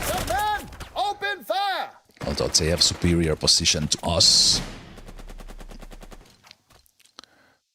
So then Captain Lamp comes here. And oh, they can't see it. Okay. So that doesn't work. So there's leader there in the field, kind of suppressed a lot.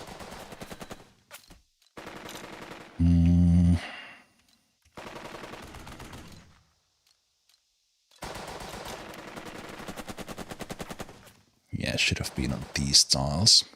Man, I've done really bad job of dealing with this.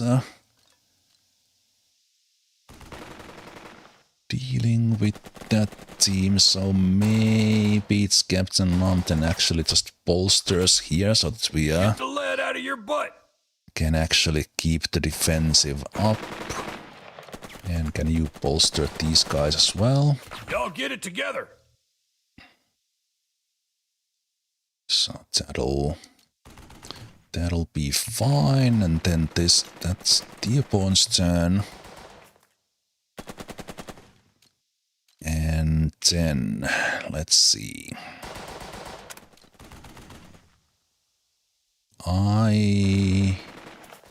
I will go and take the first objective, even that it's kind of a lot into... oh, they have mortars as well, which we don't have eyes on. Yeah, I don't know why I even thought about that one. Okay, that was super bad. Our squad not only took damage, but it's now nearly dead. So they have mortar somewhere, maybe behind this building. Yeah, that was a stupid call to go out there. Not smart at all. Can I move my guy in there to actually go and rally them?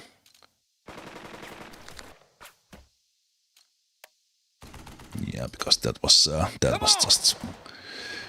just dumb. Okay, so we know there's mortar somewhere.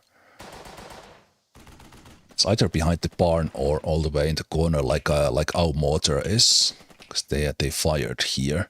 So they have a lead. Or actually, this leader could call it as well. That was reaction fire from mortar, so I had not experienced that before.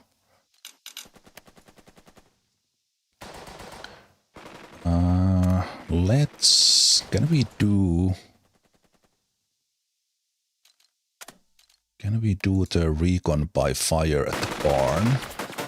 Find a target. Okay, they have at least a leader there.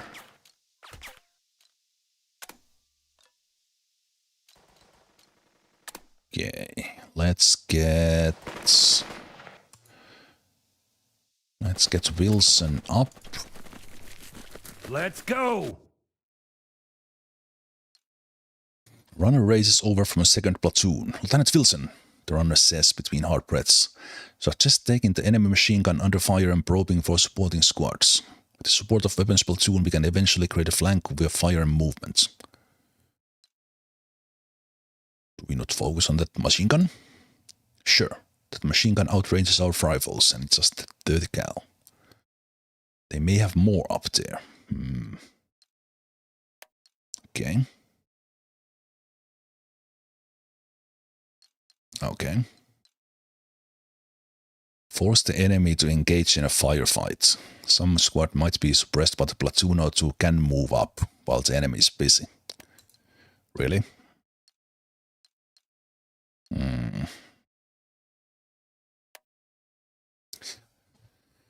Probably goes back to shields and spears. Engage the machine gun ?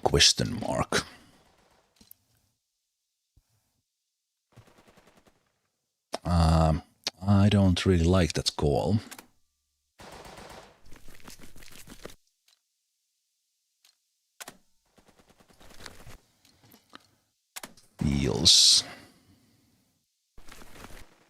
Feels a little sketchy.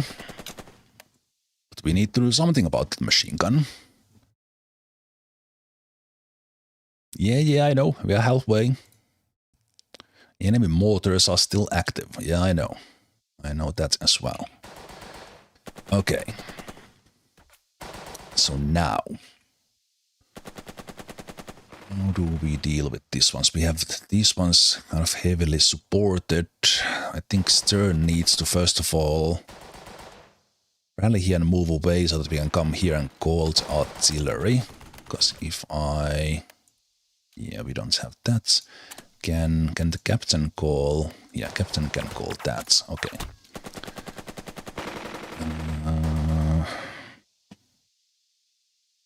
Non-leader unit must have ordered any. Must have not spent any orders.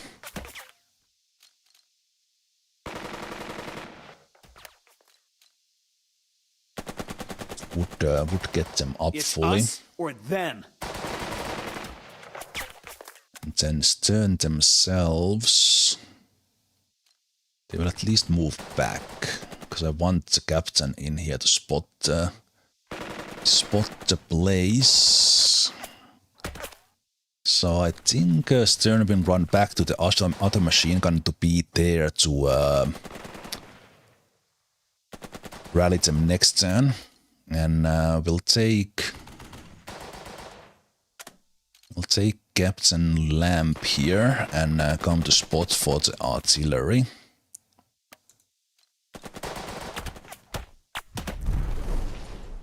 And get the 105s to fire at the machine gun. Hopefully that gets something done.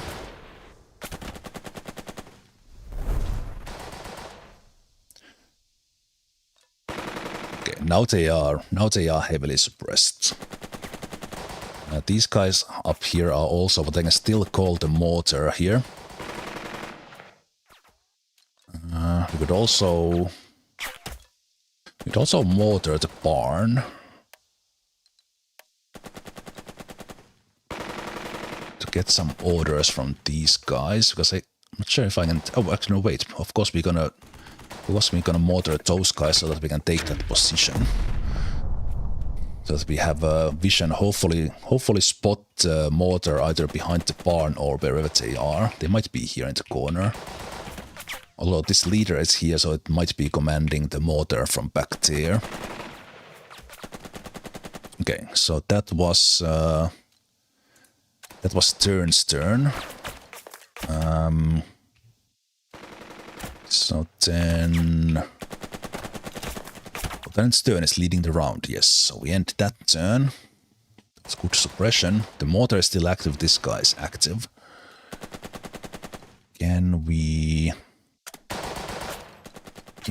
maybe get just enough bolstering here so that we could take these guys out, now that they are suppressed by the mortar? The squad is not doing superb, but let's go anyway.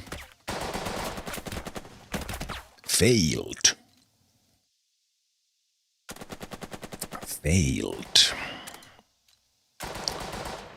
Okay.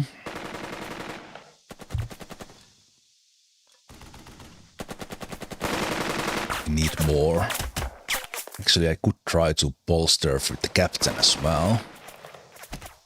No, but they are already out of points. Never mind.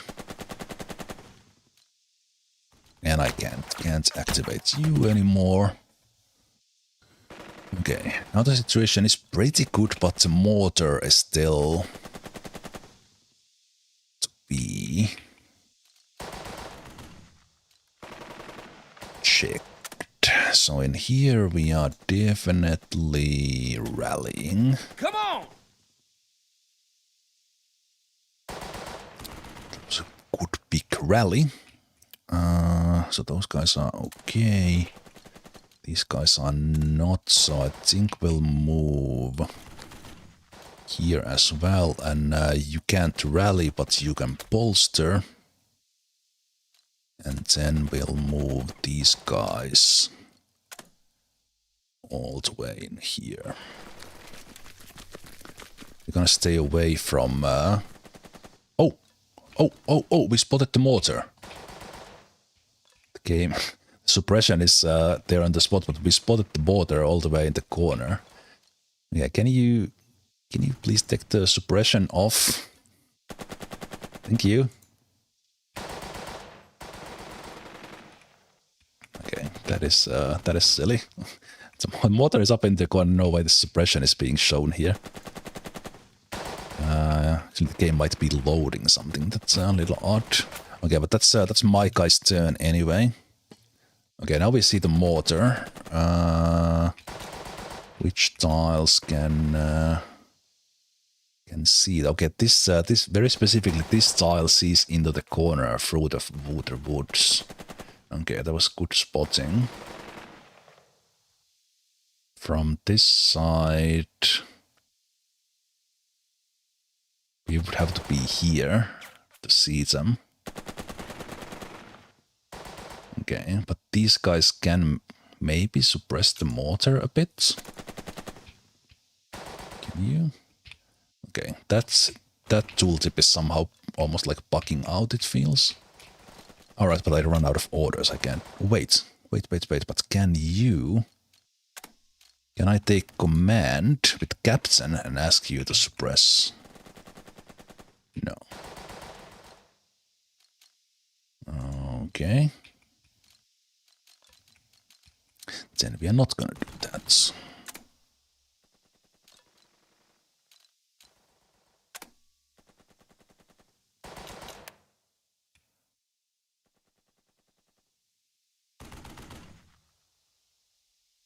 Man, that mortar is in a good position. For some reason this tile sees it nowhere else.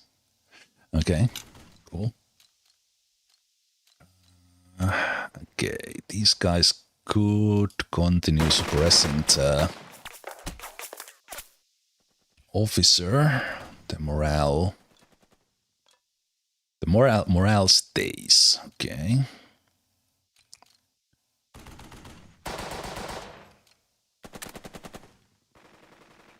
Can I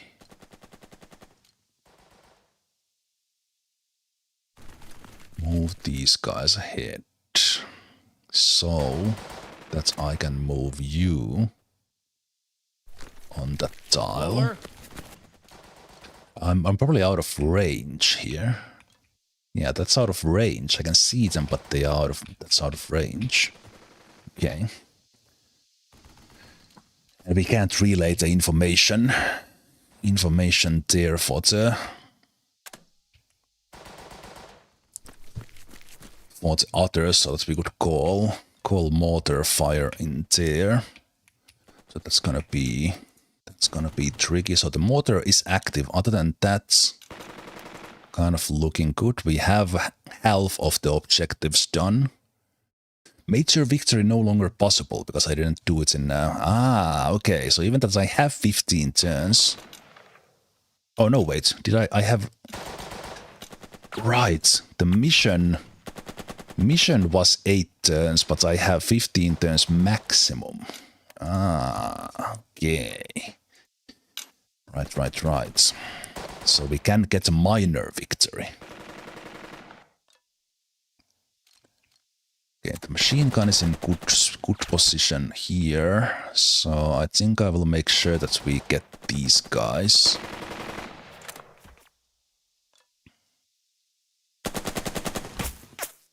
Looks like you can just fire over your own guys, that's not gonna do anything.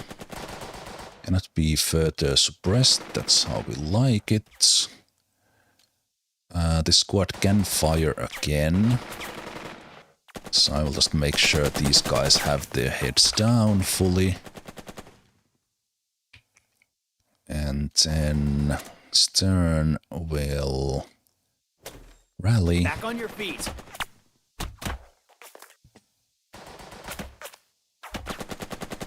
And let's see, can we... Okay, from here we could see the mortar, but that's completely in the open, obviously.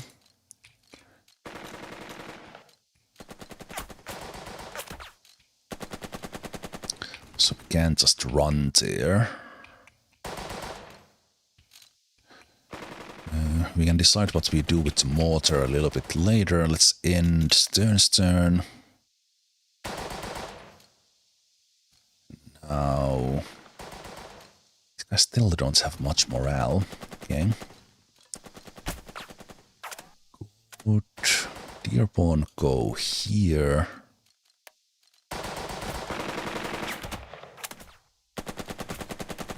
Bolster them. Gentlemen, ready yourselves. The squad could still use more. Okay, they were already bolstered, so the captain can't do it. I will try another assault here. Okay, I can order these guys to do it, but they don't have them. So difficult to take. Oh no, you can. I was just misclicking. I can try to take that. So hard to take a position, even when someone is fully flanked. Okay, now they surrendered, so we got this tile and we can push towards the objective. Jeez, there was lots. Okay. I'd really like to call the mortar on the thing, but I think it's just it's too much to go here. Also, no, you need to be helped here. So the captain goes here. I will rally them. Come on, cotton balers! And that gets them as good as we can. It also spends their things, of course. Those guys can't do anything because you are spent unless we ask them to come around with the captain.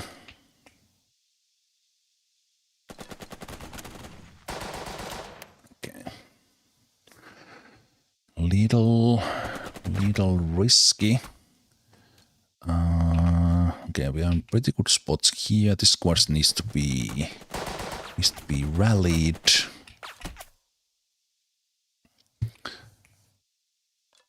So we could go there, but the mortar is the one that needs to be dealt with. And I said I think it's too risky to take those guys on. What if I take... Let's rally you. That will spend that squad, but then Lieutenant Zemalf can come here, and could we potentially bolster these guys enough to take the guys in the middle?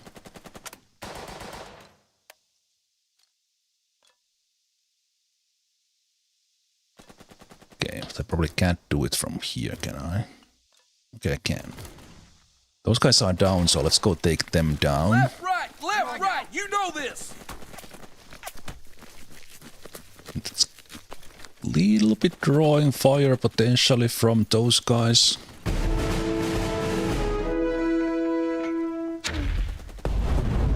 Yep. Getting some mortar fire. I think I will, with that,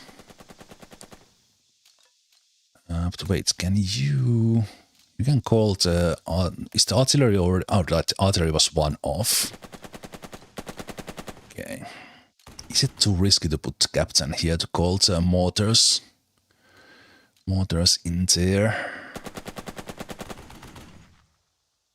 Now that the mortar fired, I will take a massive risk here to go and spot. Good job, Captain Lamp. Might have won us the battle. I think that was I was just thinking that was too risky of a call, but I kind of felt I had to push for it. Okay, that's Lieutenant Zemalf's turn. And then we still have Lieutenant Wilson.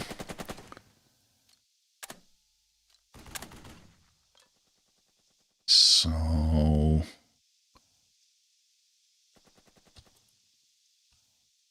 we can go up here. And that guy does not care, but can we charge because it's showing just individual officer? Let's see how this works. Come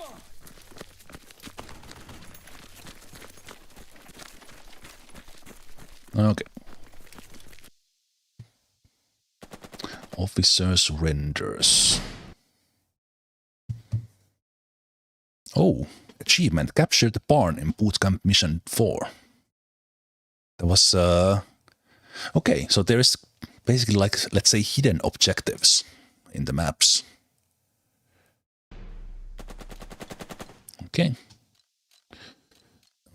Okay.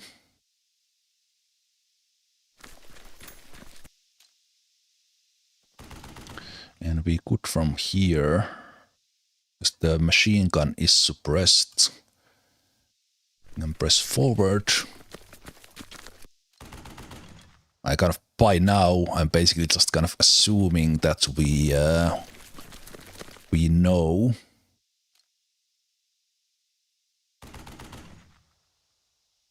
know that there are no additional enemies here. They would have done an extremely strategic choice to keep them hidden, if that was the case. So then potentially our last turn, enemy mortars have been silenced, says the game. And those guys are still... Okay, let's just in case call one in there, and we might be able to take this position now. So Lieutenant Wilson bolsters Duncan, I'm counting on you. And calls for an assault on the enemy machine gun nest. And will that be our minor victory? like it is. Took me long enough. Would have needed to do a better job in taking the machine gun out, but that was a practice mission, but that's, I think, very much shows how the game plays. For now, without actual consequences of the war. Major victory and minor victory, I take it.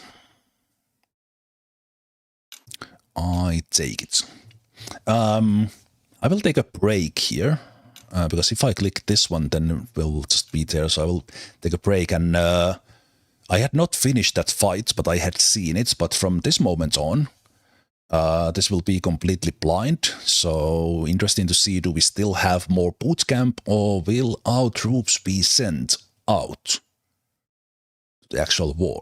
Let's continue Burner of Command after break.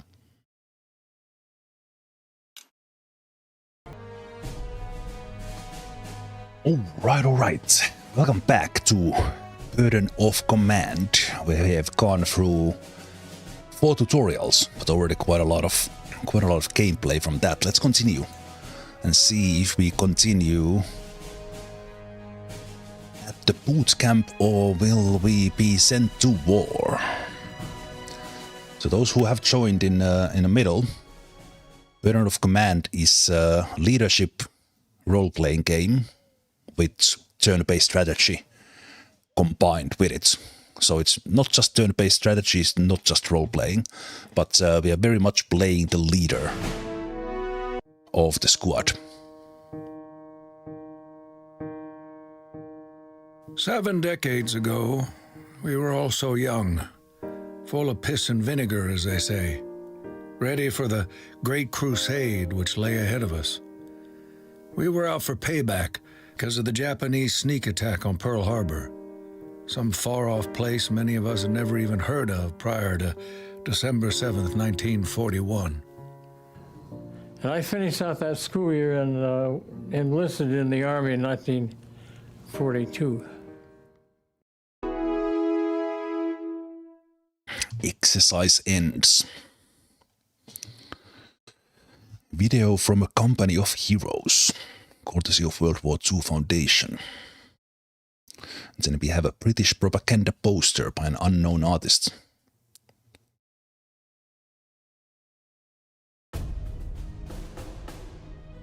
So we got a minor victory. I didn't do it quite fast enough.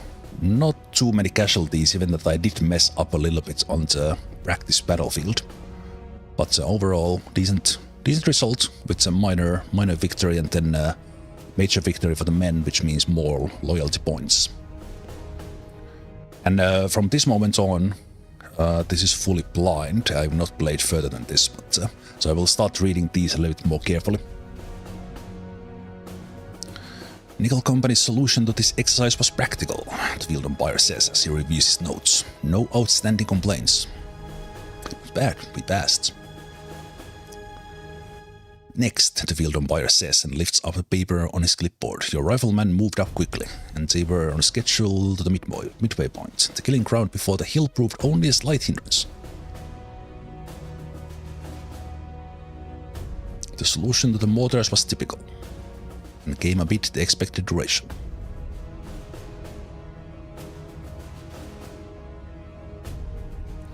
A report on the relative merits of Nickel Company's performance will be submitted formally to your Captain Lamp by the end of the day, the field umpire says. That is all.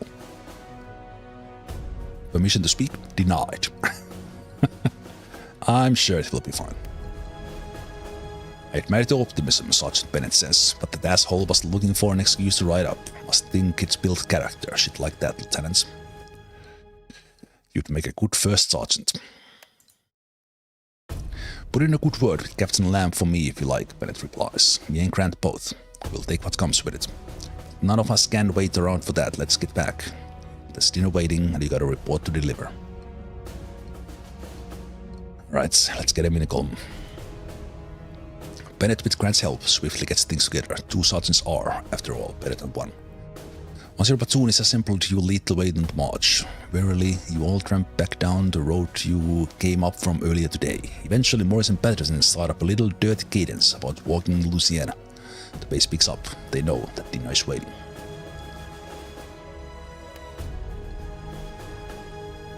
And we see the stats. We assaulted 6 times. We bolted 16 times. I did not press. Was it enough pressing? Probably not. Yeah, I think it's fine. Hot dinner. Tomorrow is yet another day.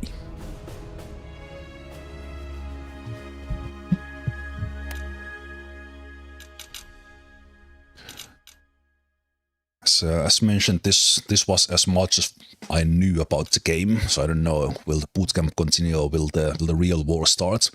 But what I like about this, or I'm sure I will like, especially when things started happening, like we will get to know these guys. We will be leveling them up.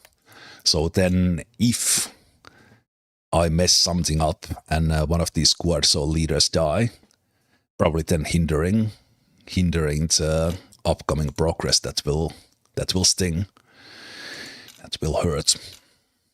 I really like these historical, as I said, these that we have these actual things. So you have all the photos we have seen; they are real. We have these copies or something that what kind of materials were in. There was kind of basically like we are seeing these propaganda posters and things. So it's fantastic. Okay, let's take a look how we did. So we have 10 loyalty, 23 prestige. We have the first squad of the first platoon to have 2 stars. And same thing in here. I think in this case, Lieutenant Wilson was doing rather well. So let's give them some experience and let's give their first squad as well.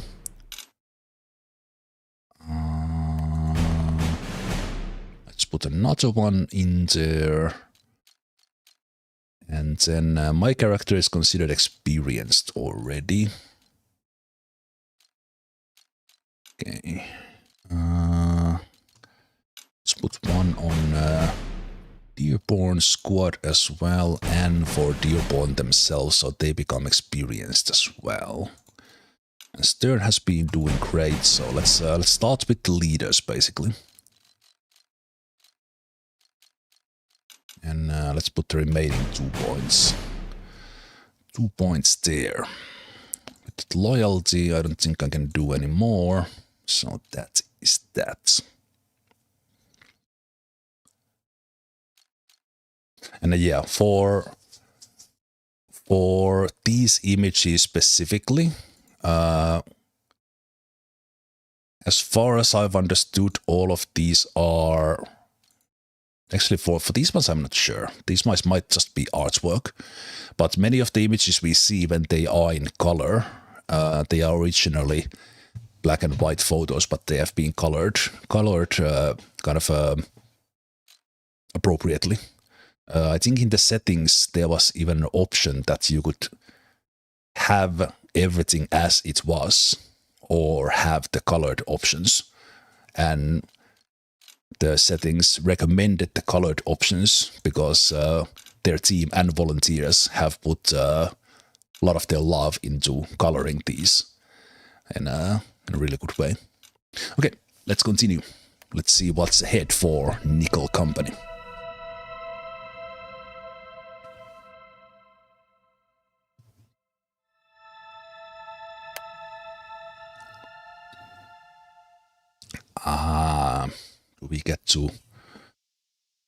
Do we get the still tutorial for tanks as well?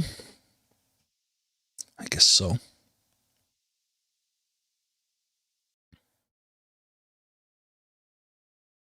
So the 6 of us go downtown Bloomington, Indiana, for Indiana University. we're all going to join the Marines. Well, I still only weighed about 123 or 124 pounds, and I was 5'11", 6 foot tall. And the recruiter sort of hum-hawed around and said, well, we're filled up right now. You come back in 6 months. So we were sort of, all of us were tall, skinny, I guess, so we all went downtown, a couple blocks downtown Bloomington, walked in the recruiting office, Army, sat down, and the recruiter just gave us a piece of paper and says, sign here. That's simple.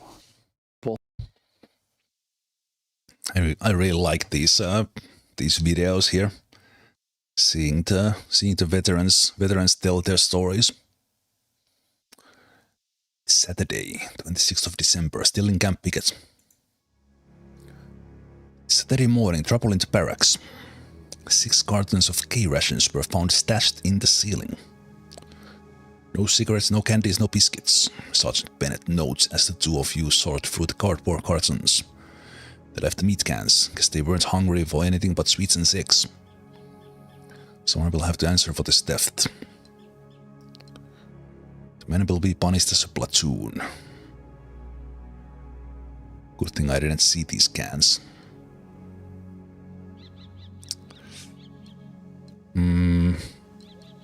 I think we will take the hit with whole platoon. Stealing's a crime. Schedule a full pack march, thrust -10. Schedule additional guard duties. Schedule a heavy fire watch overnight. Lightly punished. Heavily punished.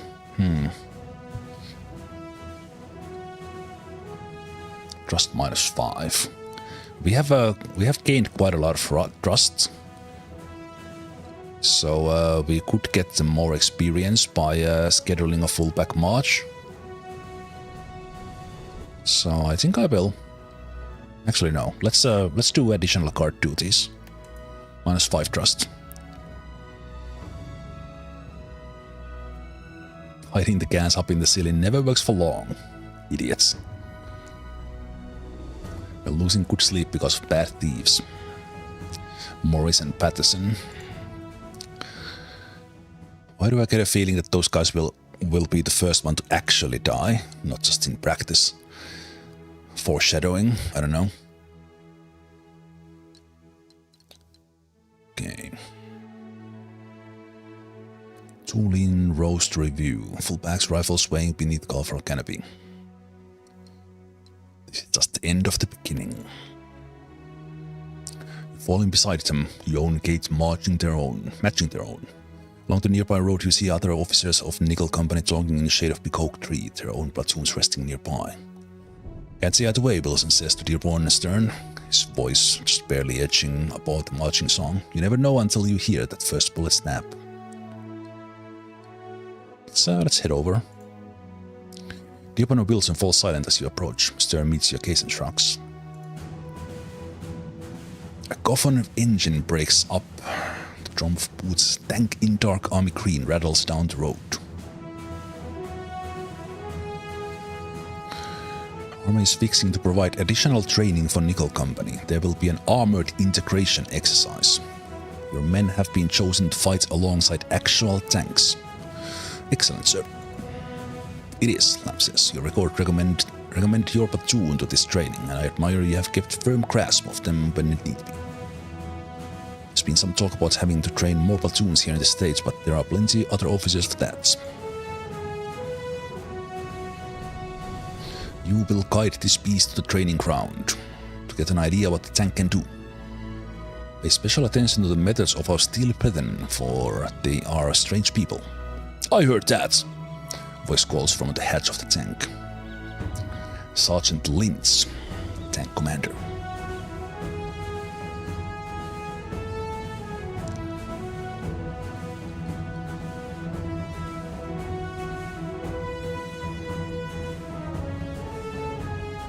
Oh, he's the boss. The captain, that is. The tank has to carry a lot, and all the important stuff is on the inside. So it's the image here, all this goes into the tank. It's a lot of packing. Tell me about the tank.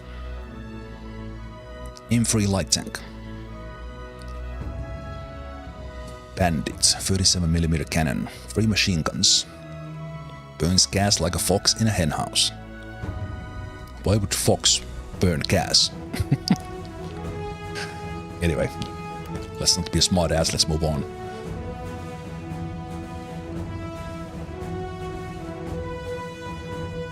Unit personalization reminder. No, we have already personalized. We are fine. Okay. Tanks can pass through light woods. Cannot traverse heavy woods. Going into water is right out. Swamp terrain is utterly impassable. Tanks cannot pass through rocky terrain. Tanks are fine on roads. Can even pass through medium woods. Move that metal.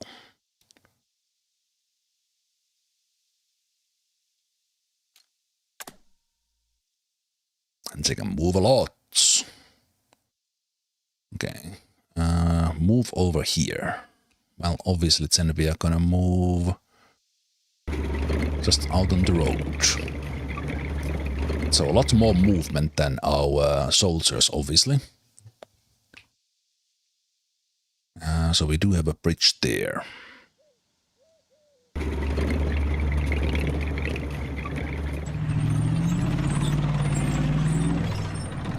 Driver eases into neutral and lets Bandit coast to halt.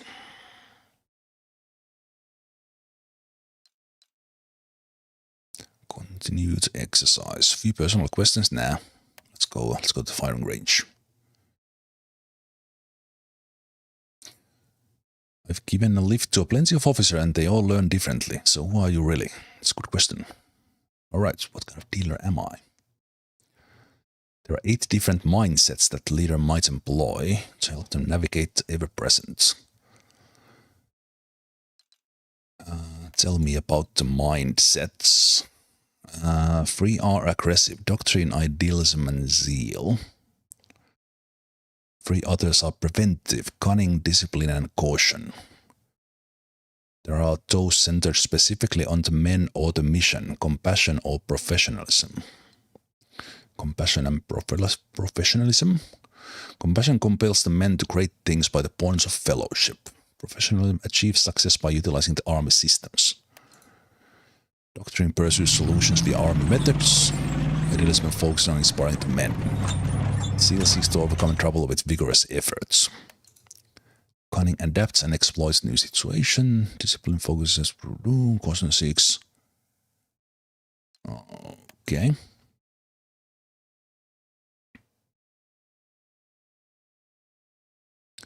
Five possible selections, only 3 can be enabled. Max 5 out of 8 total mindsets, okay.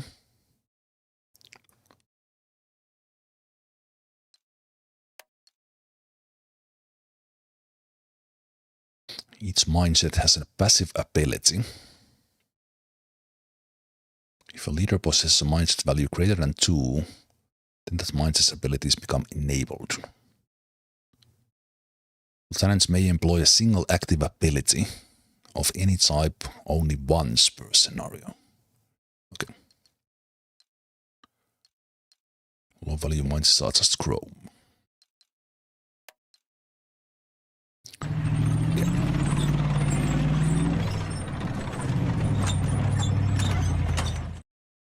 May be enabled with a value greater than 2.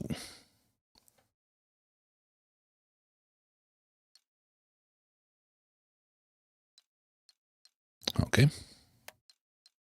Each leader could be very different. I'm thinking of taking the compassion as the primary one.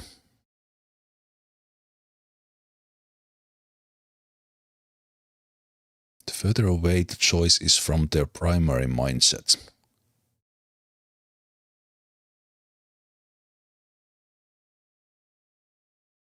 Okay, so the compassion is here. So probably the opposite is basically professionalism. Okay. Consider compassion.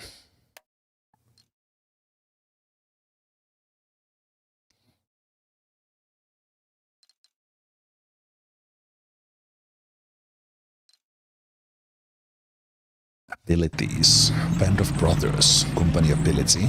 Compassion deepen the trust and reduce stress. Loyalty points are plus 15% for our lieutenant, plus 20% for a captain. So so I think basically probably with compassion we gain loyalty more easily, and then with professionalism we would be gaining prestige more easily. Combat fatigue for the leader. Passive ability. On occasion, squad moving with this leader regains a casualty. Okay. Let's read up on these a little bit. Doctrine. By the book. The men know the drill. Officer and their immediate reports gain an extra order. That is not bad. Gains XP slower.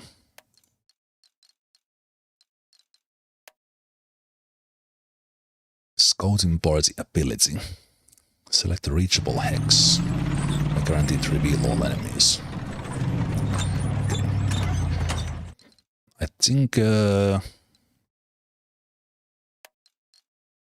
I will take the compassion for my character. And we'll probably focus on someone else on the other side.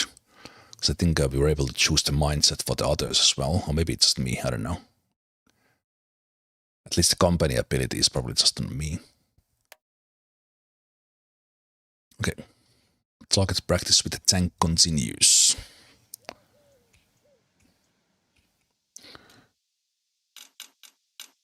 Okay, let's pass the round, and we already acted.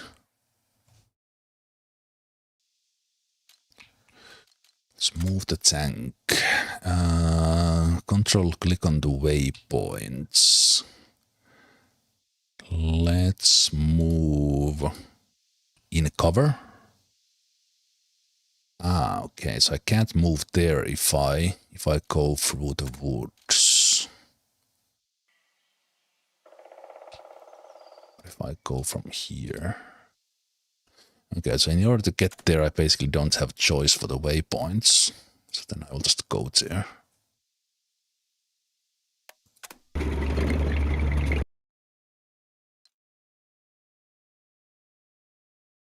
Killed by enemy action. You ordered me to move in plain view. Okay. So I had the right idea, but the tutorial... Well, I fell to the trap. I thought I needed to get there in one turn, and that was the only option. To get there in one turn. Should follow my instincts.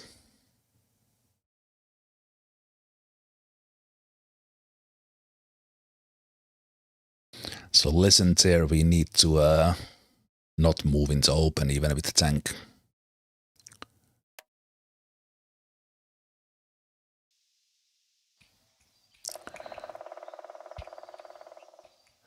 Oh. Can we...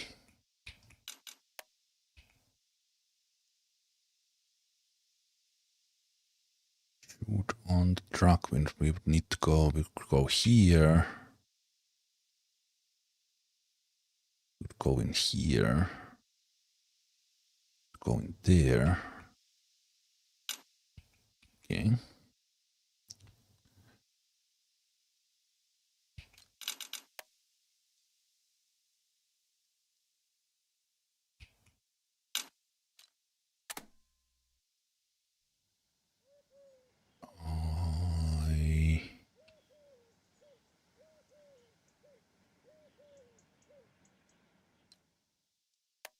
Kinda like going there in a little bit of a cover.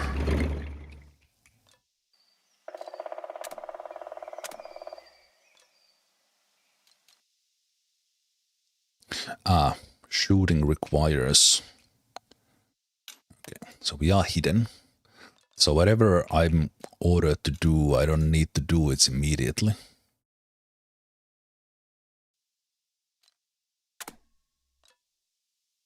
Fire!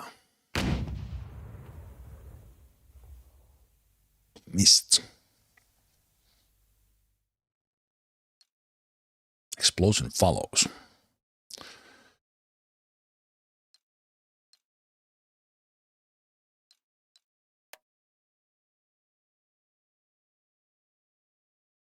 Aimed shot this time.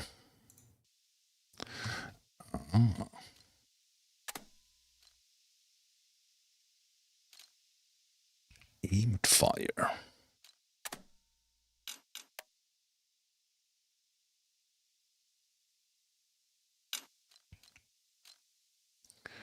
It probably takes multiple turns.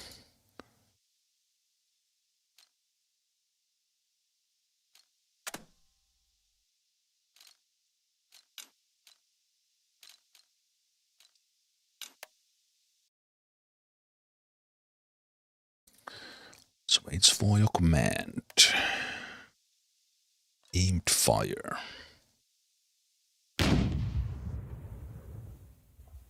Still said missed there. Text says good hit. Because it was practice rounds. Okay, nice. Tanks are best employed against unarmored targets like rifles.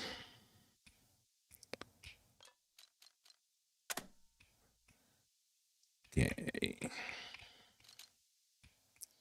Move there.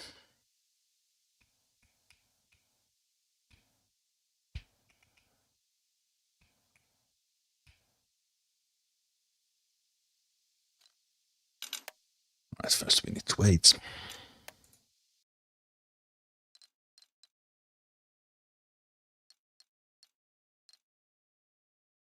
Yes, I have opened. Thank you.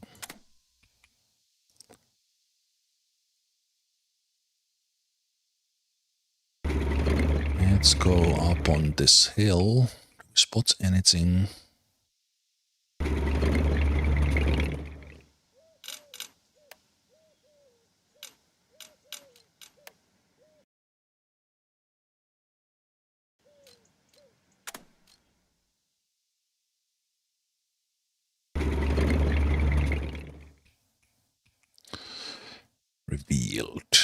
Revealed.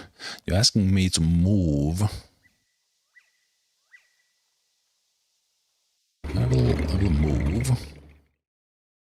Okay. Official ambush.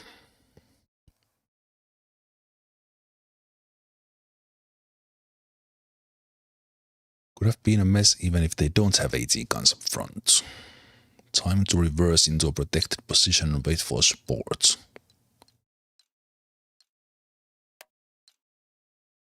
How fast can reverse? Never fast enough. 4 gears forward, only 1 back.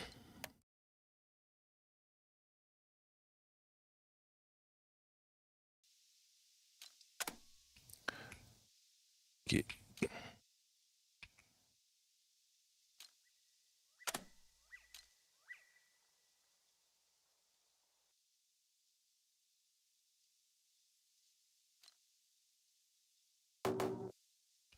Right, currently disabled.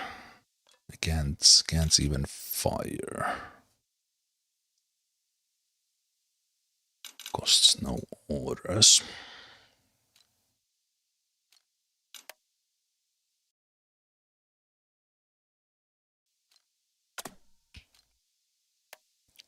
Move in reverse.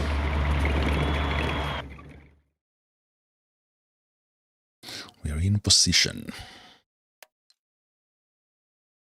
Infantry, if they get close enough, can toss their flower grenades.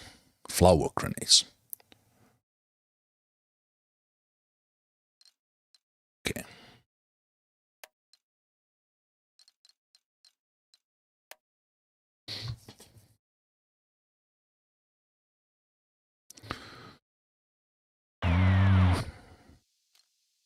Objectives. Capture at least 4 objectives free so far.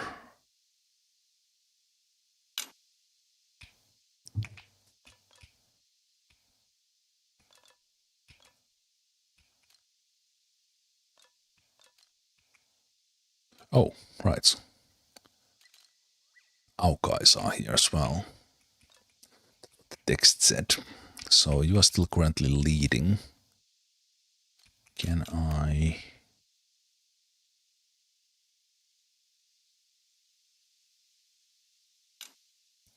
So from here I can't fire. If I go here I would be visible. I mean I could be firing. Next turn, since it was still our turn. I will use a bolster here for the next turn, since the captain had orders. And let's get...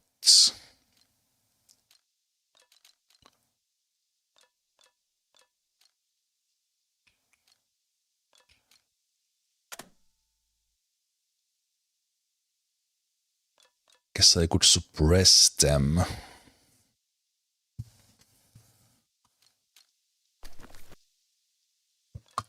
Suppress them from here.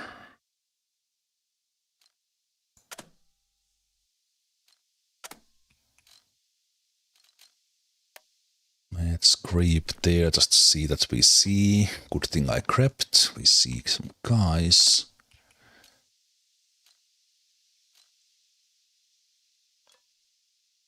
These guys could fire here. And I can also do it from here. I already bolstered with these guys. Here we couldn't see anyone. From here we could. But are we exposed?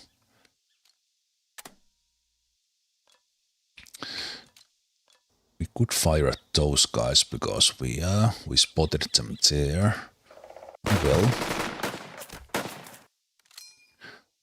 because we spotted them with other guys, we opened fire with others. So that's a good start there, and then let's move you here. You got gum on your boots? Get going! Do we see those guys? No, we don't.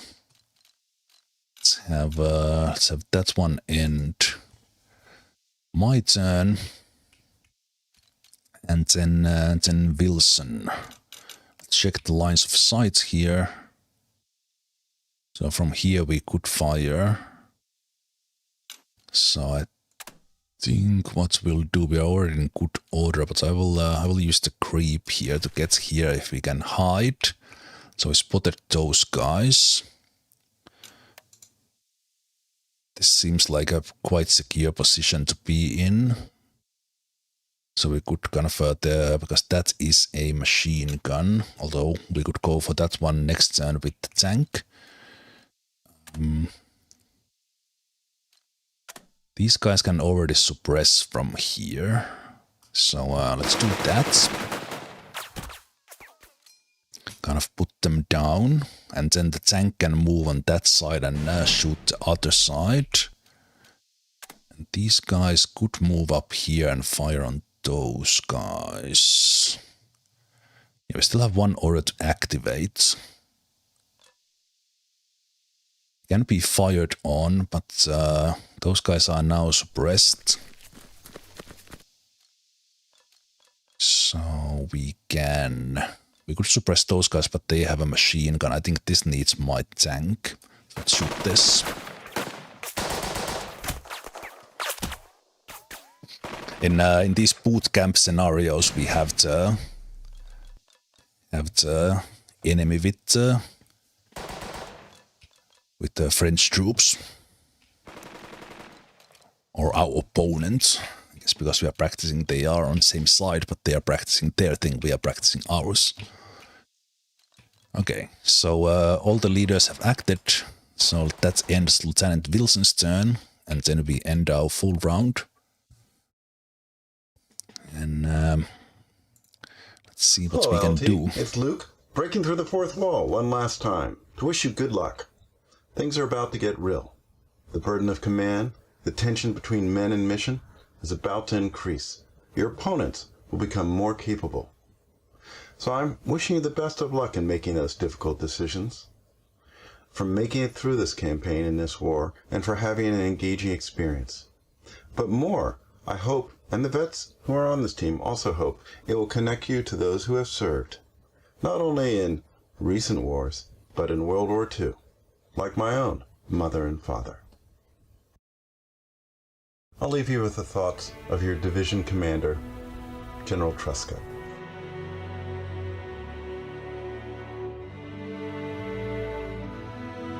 Even this video here from the designer of the game kind of underlines what I said, that this game an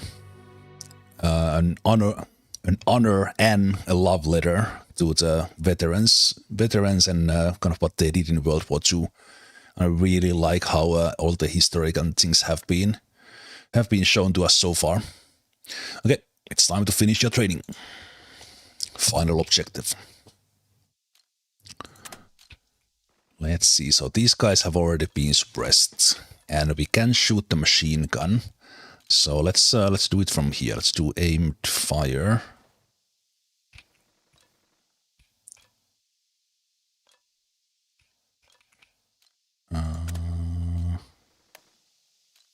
Aimed. Wait.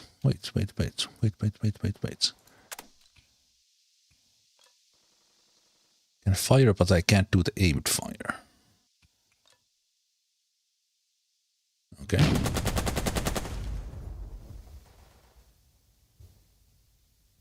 You already shot at us. Okay, so those guys are suppressed.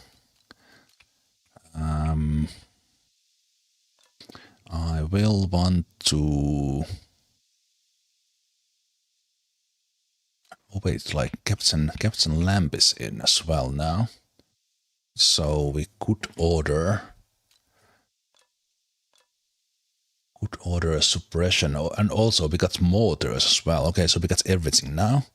Okay, in that case, let's order the mortar. And these guys.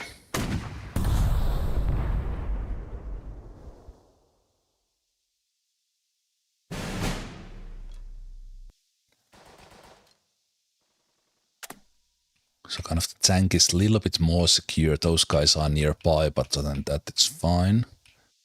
So what we could do here is kind of go on this side, maybe take these positions.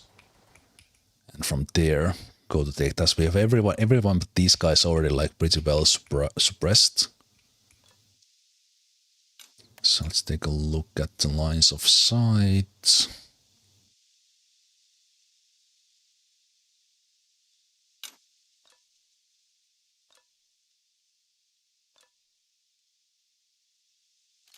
Okay. Also, the tank doesn't really need to move, right?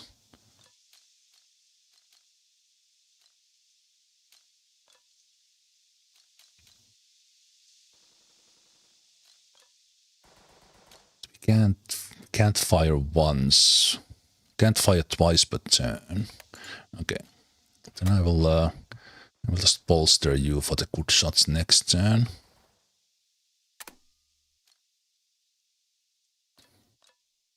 Also, those guys are suppressed. There might still be guys. Oh, there are guys there. Right, okay.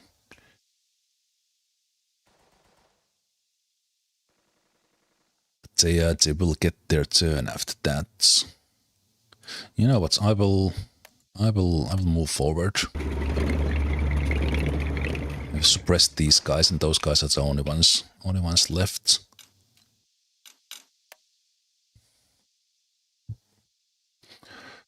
Let's do... I guess I only get the mortars now. Those guys I need to handle as well. These guys I need to handle. Mortars already went.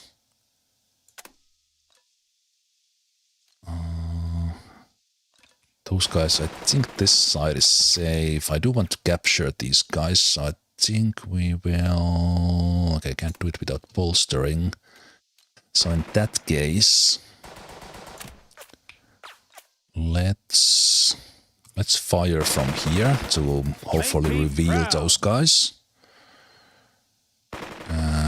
Is that a machine gun as well? I think it is. We did surprise them, so that's good. Let's get Lieutenant Wilson from here and get them in here. Let's bolster. Duncan, I'm counting on you. And with the bolster, we can actually charge over in here now that we have those all suppressed. Oh, it failed. Okay. Not enough. Okay. The captain could take command. Those guys see. So we could suppress in there as well. Okay, let's use the captain here to take order of those guys and...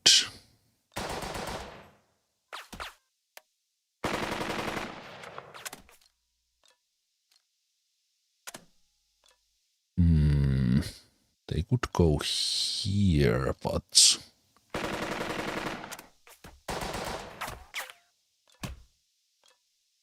Okay, just in line of sight, but maybe out of range so that I can't shoot them. I will move on because I want to fire on those guys. To have everyone here in this field suppressed that we are aware of. That pillbox there is a very much danger, I think. They have a leader in here which will do things. So that's Wilson's turn.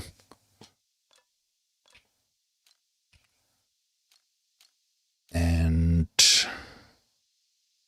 the leader is there, so that's gonna be more difficult. We could suppress them more from here, which I will, because the leader is there.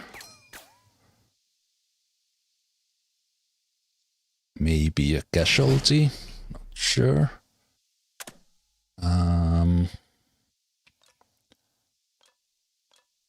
I'm afraid of that one before I get the tank in. So let's bolster in here. I'm not sure if is the target here that I actually don't charge these guys at all. But I kind of want to try it. Because now that they are suppressed, that's what I would do.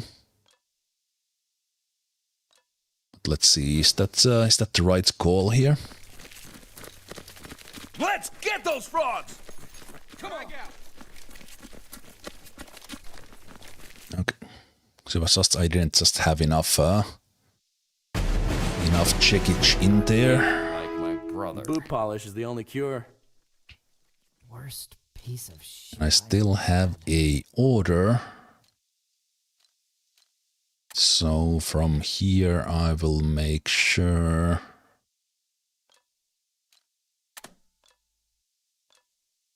Okay, these guys don't see anyone actually.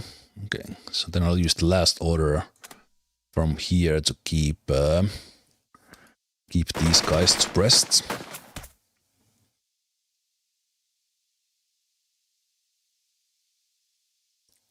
And then basically don't have much else to do here but to end the turn.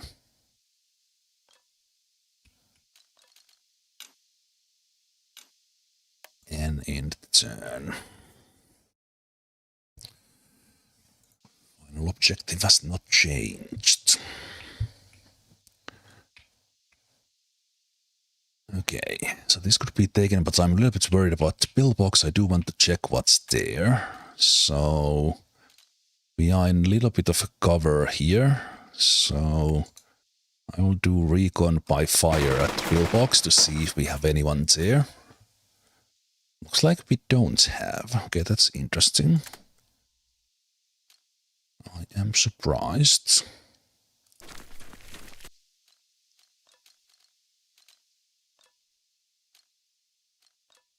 Let's keep everyone surprised and just go forward with the tank and take the position. Take the objective. There might be some surprises still ahead.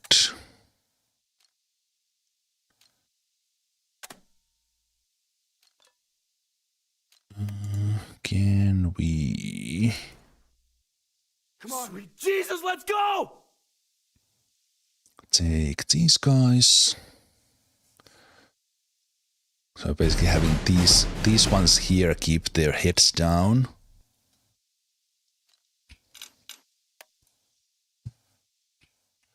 Yeah, I think this practice everything is kind of simple. So let's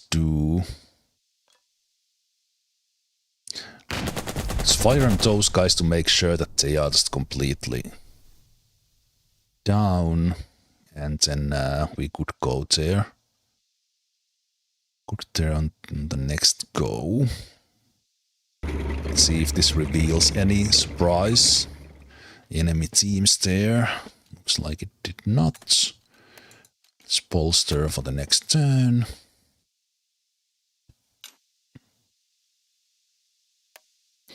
And the turn there, and we should get the objective here. This was basically just very, very simple practice. Come on!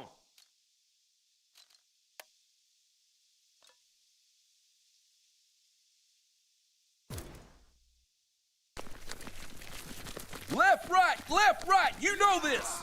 Let's get those bastards! I think the key was spotting the teams with the infantry squads, making sure that they're kind of safe, and that was the purpose of this exercise.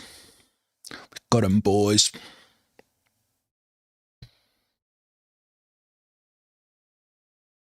No, no, no, the field umpire shouts as he moves to the tank and smacks it sidewise. You'll get bogged down.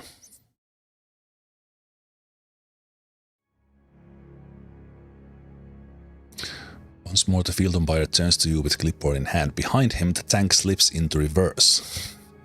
The field umpire is slow to realize his looming fate. Oh no! Bennett pushes the officer out of the way of the grinding threads, but threads don't stop glowing. Bennett falls into their path. Wait, what? No! Try to pull Bennett free. High chance that Bennett will survive. High chance of your permanent injury. Leap onto the tank and pound on the hatch. Low chance. Are we gonna lose our sergeant like this? Do we get a permanent injury on ourselves? Damn you, Bennett.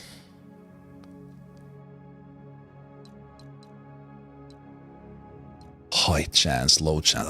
I will pull Bennett free. I will take the injury. Oh no!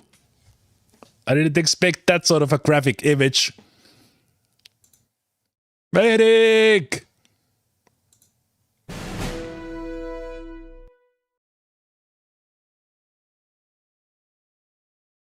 Boot camp completed, but we lost our foot. That will come to haunt us throughout the war.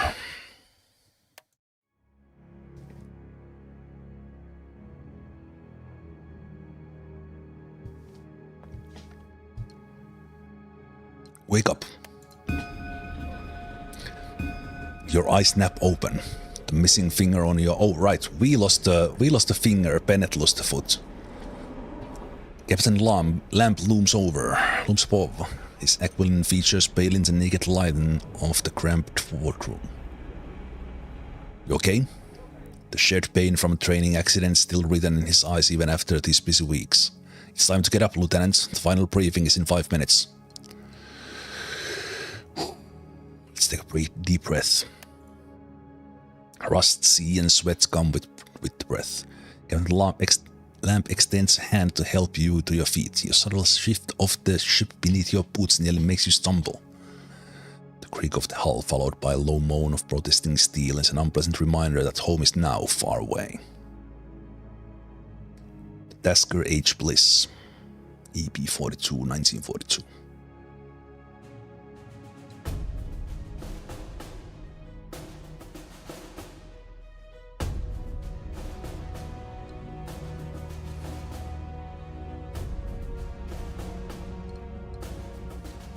You must be close now.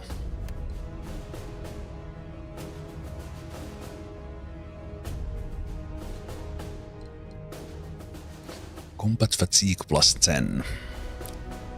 Realism plus 1. Could have done more.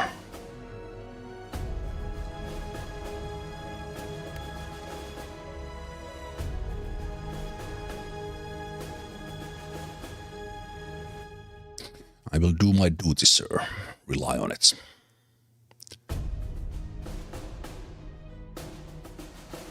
When the orders come down, I know you'll lead your men. You'll wait the mission against men you know. Men who all have someone waiting for them at home. That is our burden.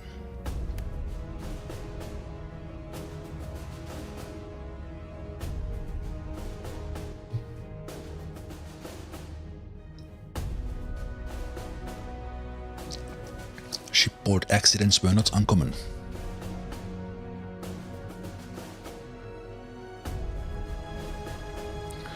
It never ends.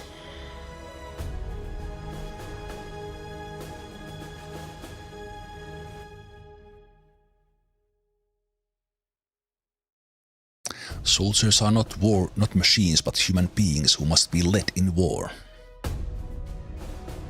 Each of them reacts differently, therefore each must be handled differently.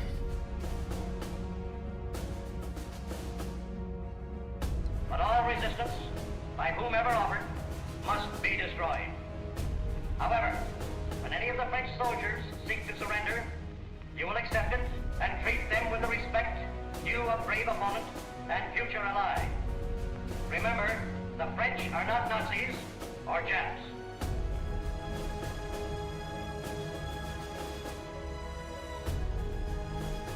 Shipboard we tolerate powdered eggs at breakfast. Best when doused with ketchup.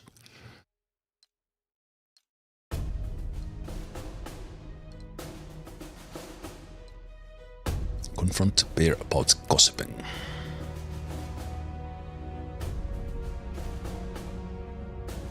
Yes, sir. Sorry, sir. Private Hancock manages to stutter out once you finally let him apologize. Well, in the deck, Lieutenant, quietly.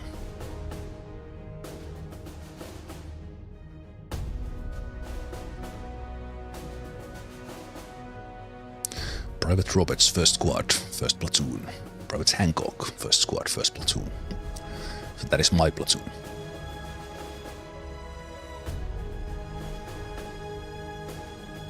As darkness descended on the evening of November 7th, the invasion force anchored 8 miles off the coast of Morocco. Just after midnight, the soldiers got word to grab all their equipment, go topside and board their landing craft.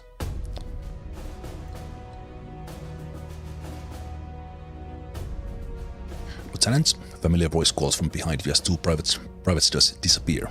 You turn to see it's Sergeant Grant. His features tight in their usual strain as he steps into the corridor's sparse light. In his sinewy hands, he cradles a cup of steaming dark liquid that doesn't clog nose like his usual blackstrap coffee. The captain thought you could use this, he explains. Sarcasm, directness.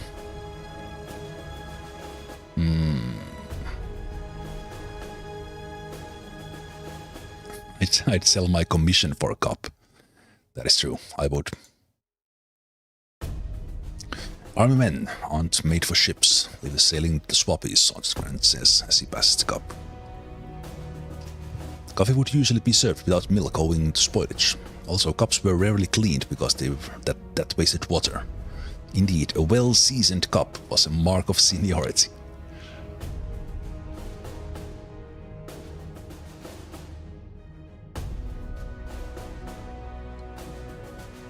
Nickel Company's other lieutenants are already seated when you step through the door.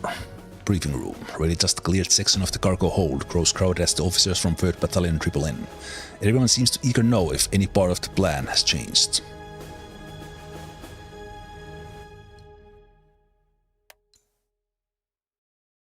A hush fills the room as your battalion commander, Major Eugene Cloud, steps beside a chalkboard filled with times, movement arrows and unit symbols. The Major idly brushes a hand against his gold oak leaves insignia, then glances pointedly at Sergeant Grant. The NCO briskly steps back into the corridor.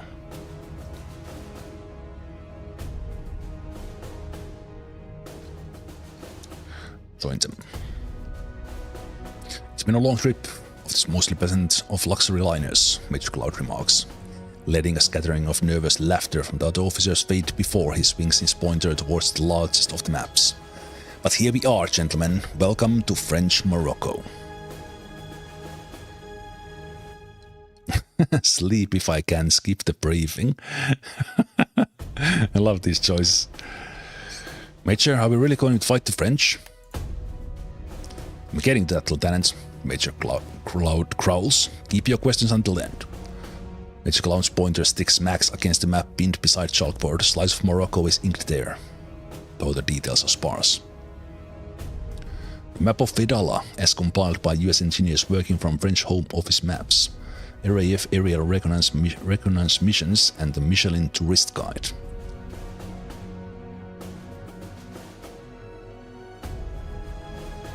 Commanding officer of the 7th Infantry, Colonel Robert Macon, an energetic professional southerner, planned to lead with his 1st and 2nd battalions. The 1st Battalion, commanded by Lieutenant Colonel Roy Moore, would land and then occupy the town and cape. The 2nd Battalion, under Lieutenant Colonel Raphael Salzman, would leapfrog past 1st and capture bridges over the Mela River to the south of Fedala, opening the way for an advance on Casablanca. At 0445 hours, I don't know how to pronounce that, when there's 0445, a regiment will land as part of the 3rd Infantry Division under Major General Patton. Our objective is to subdue all French, that is to say, Vichy French, forces in Morocco. In particular, 3rd Battalion will be landed last as a reserve to assist 1st and 2nd Battalions in their efforts to seize key fortifications and coastal batteries here.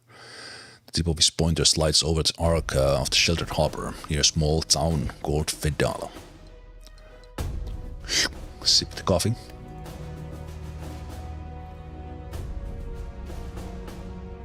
The coffee isn't bad, even when lukewarm. Major Cloud outlines the landing beaches, Red 3, Red 2, Red 1, last of which is where your company will come ashore. This is America's first operation in the Western Theater. We cannot afford to foul this up, Major Cloud declares. We have sunrise. We'll use it to overwhelm the Vichy in Fedala before Casablanca can send reinforcements. Until our artillery lands, the Navy will lend us their guns. For air power, we have the planes of the USS Ranger. Let's keep on sipping the coffee. The pointer slides inland and taps against possible enemy concentrations. Most of the French soldiers posted here are colonial troops, so they might not want to fight for Marshal Pétain, the Major continues. But if they do, don't hesitate to open fire, speed is key.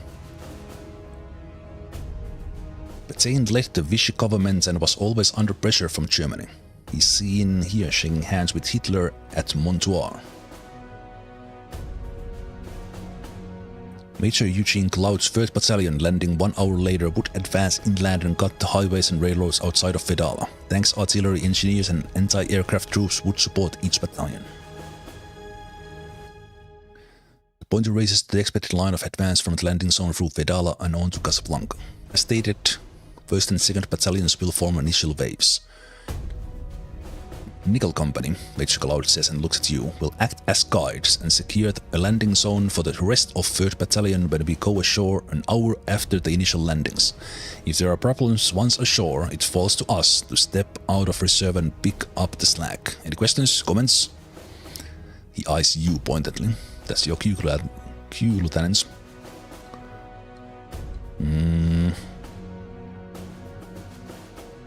Finish my coffee. How about civilians? Avoid civilian casualties if you can. We are here as liberators, not conquerors, Major Cloud notes. Johnson, a fresh second lieutenant from L Company, asked about the possibility of attacking French armor with heavy machine guns. Apparently he'd seen it to some old training film. The Major puts an end to that foolish notion. Enemy tanks are preferably to be engaged by anti-tank guns and friendly armor. Firing at the vision boards is a last resort.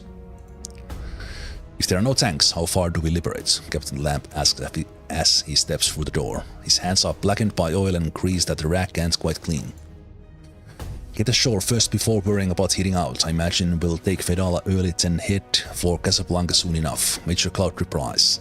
Barely hear it holding a grin. After that, Berlin? Captain Lamp asks. If you get there, book me in the Kaiserhof Hotel. I'm told that suits are excellent, Major Cloud says and lets out a chuckle. Only a few others join in. What is it, Captain? I was just on the deck. Lieutenant Howard, my executive officer, just got his hand crushed in a cleat, Captain Lamb says without taking his eyes off the Major. Nickel Company is going into battle and I need someone to handle the back half. Now? Major Cloud asks, clearly less than thrilled with the idea or venue for the discussion. We're on the first wave. We start loading in half an hour, Captain Lamb says. Major Case sweeps the room as he seeks a quick answer to the problem. Someone to handle the back half? I told my parents I would never volunteer. Or we could be, I volunteer, sir! Or we could be, volunteer.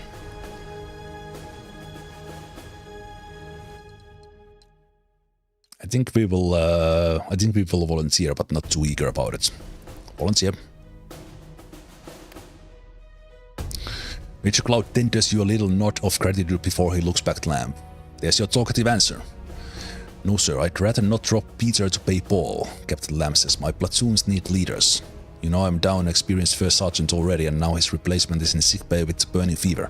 That's why my XO had to do the loading. Only now I don't have an XO. Major, I'm gonna have someone who can take initiative with the company while I'm otherwise engaged. Major Cloud shakes his head. Then you'll have to wear both hats, Eli. We can't spare anyone. Captain Lamb tenders his superior officer resigned, if understanding not. And that seems to be that for your chance to become XO. Major Cloud glances at his watch. It is now nearly midnight, he announces as he looks back up. We start loading the boats at 0115 hours. And God willing, we'll be moving land before at 0600 or 600 hours. Get your men ready on the deck. Dismissed. Beneath the midnight sky, your platoon clambers down the nets into a shadowed hull of Higgins' boat. One by one, their boats set foot on the plywood shell of the landing craft with muffled thumps. 30 men backing into one fragile hull. Dang it! Corporal Crossley shouts as he slips on the gunwale of the landing boat. His arms pinwheel as he tries to keep his balance. Sergeant Grant's arm shoots out, grabbing the man and hauling him into the boat. But Crossley's bar, the squad's only automatic rifle, flies from his shoulder. Oh no. What are we gonna use? Harsh language? The weapon clatters against the hull as it slides towards the stern. Just before it plunges into the deep, the strap is caught by a cleat on the outer hull. It dangles there, just inches above the inky water, between the landing craft and the rusted bulk of the Tasker H. Bliss. Did you hear, Crossley? Patterson cracks in the darkness. They cancelled gymnastics at the Olympics. The platoon chuckles nervously as the bar gunner rises. With the boat due to report in a few minutes, there's no time to draw a replacement weapon. Without the bar, your squad is down to their rifles and, as Morris pointedly notes by patting at Crossley's sheet, bayonets.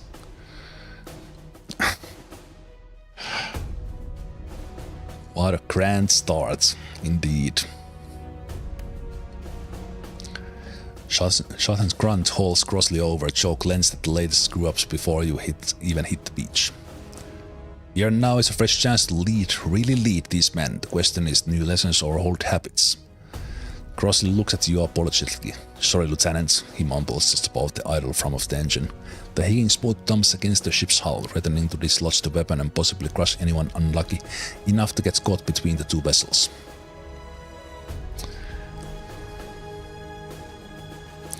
Okay, So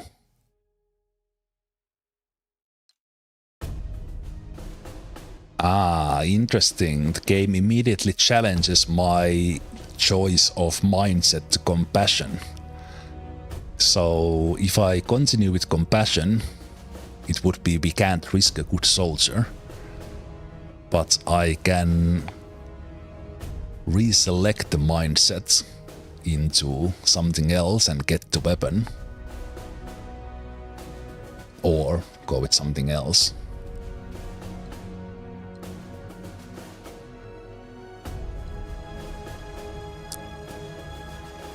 No, don't risk it.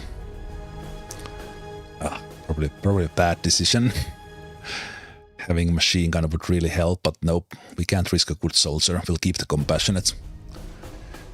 Weapons are made every day. Soldiers take a little longer. Sergeant Grant dresses crossly down briefly. The words buried by the engine's growl. Afterward, he guides the corporal back in the ranks. The bar splashes into the scene moments later, lost. The coxswain looks to you, one hand tapping impatiently on the wheel. Get this boat moving. The Navy man turns the wheel and opens the throttle. The moments you are on your way. That is a fantastically colored image.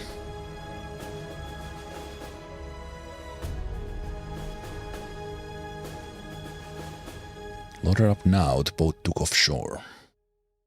We're still about 5 miles out to sea, but we're beginning to see the outlines of shore and some buildings coming into view. Gunfire from US Navy cruisers was landing on the beach and other targets along the coast. Also fighter jets were strafing inland. The planes came from the Navy and from nearby Gibraltar.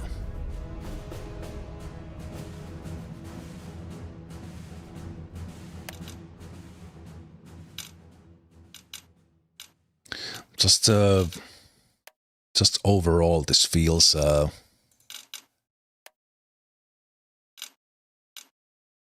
it feels like an interactive story, kind of going through this, but having that real history behind it. Really like it.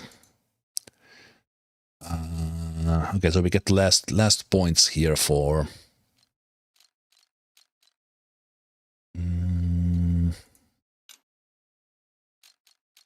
think I will want Lieutenant Stern to have experience, not quite experienced from there. Their other machine gun is also experienced. Looking at that, could I potentially get over 100, which would give me an experienced one. My first squad is super experienced. The others are leader green. I think third squad could go veteran. Yep. And then loyalty points I can't use. Stern was a little bit under experienced there.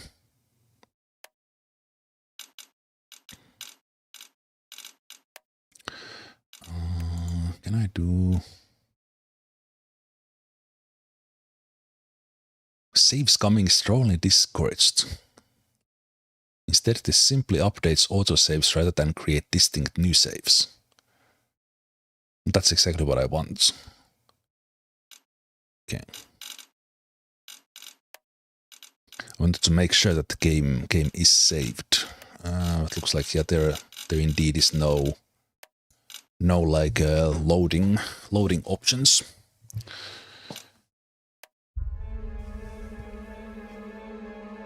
So I'm thinking whatever next battle is ahead, it might take a long time. So I'm thinking that maybe we'll play through this first operation here, or first battle today.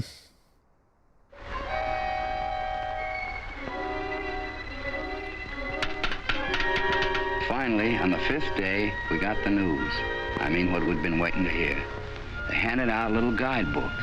And I remember the first line, "You are to do duty in North Africa as a soldier of the United States." November 8.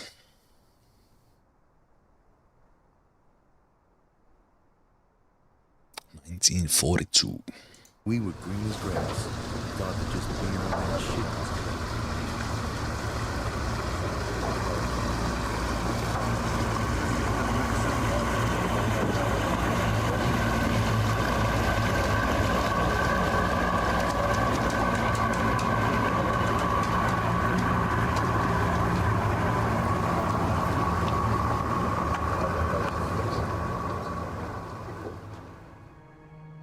Coxswain leans forward at the control deck to inspect the fuel gauge with a filtered flashlight.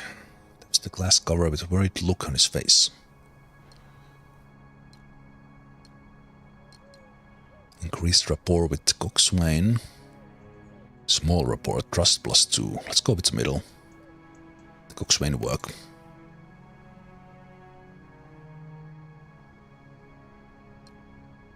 Coxswain throttles up.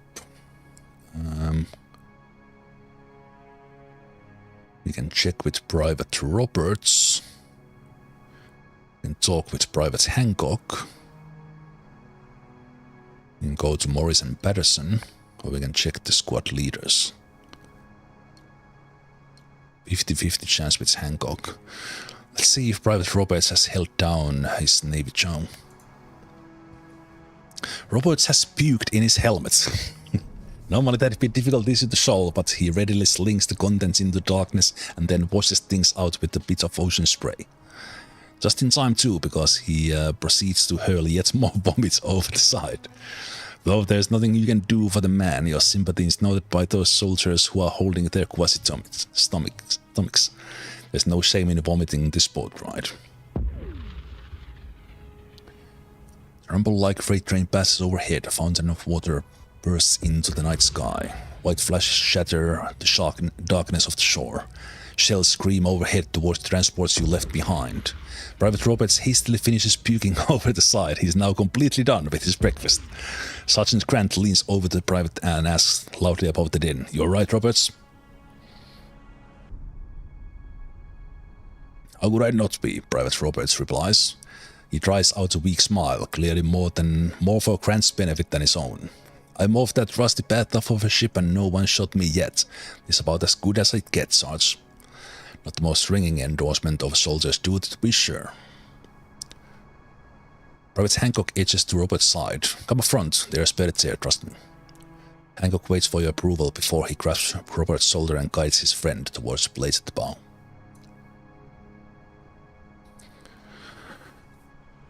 Engine sputters, dying down to a low rumble.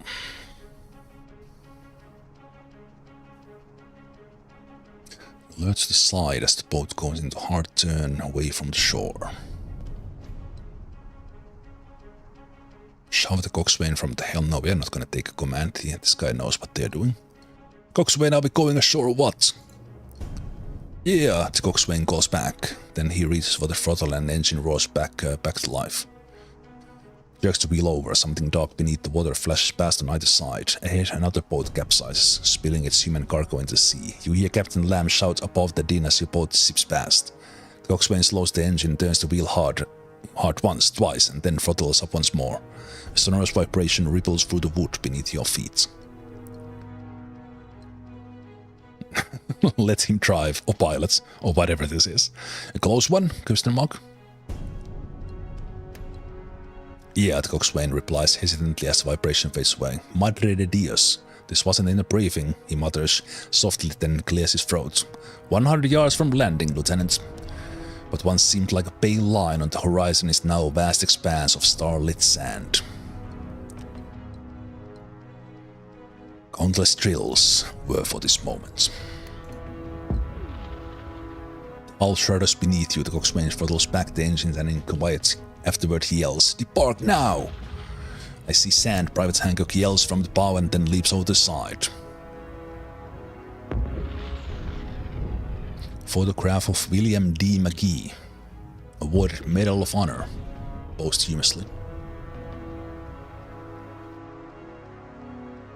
"Go, go, go!"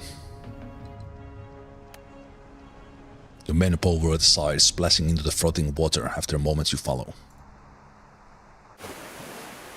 The moment you drop into the surf, the chill of the ocean numbs your toes. An awful stink of gasoline thickens the air as you struggle out in the sand. All around lie wrecked boats and sprawled men. This is one big snafu, Patterson crouches as he crawls forward, belly against the sand. Half the French army is shooting at me. Gee, Morris replies as he hugs the beach just a few beats away. Maybe they're tired of your flapping gums already.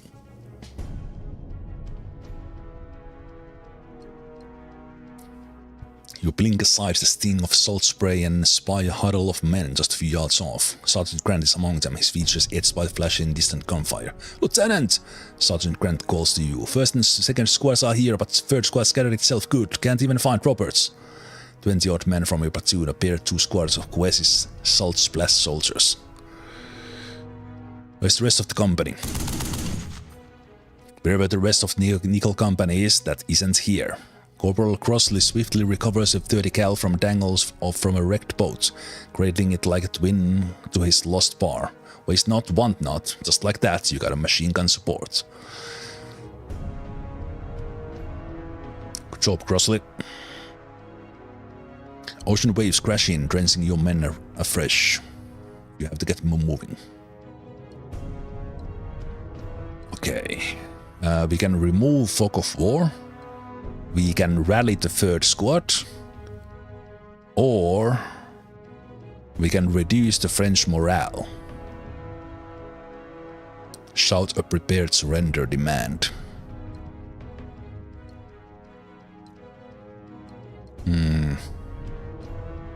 I will shout a surrender demand.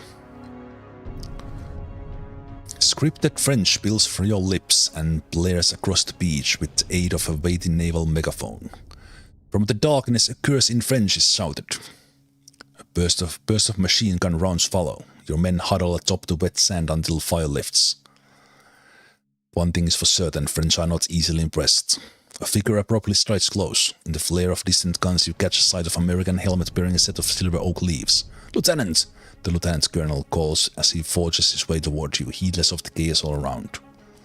Lieutenant Colonel Roy Moore, commander of the 1st Battalion of the 7th Infantry Regiment.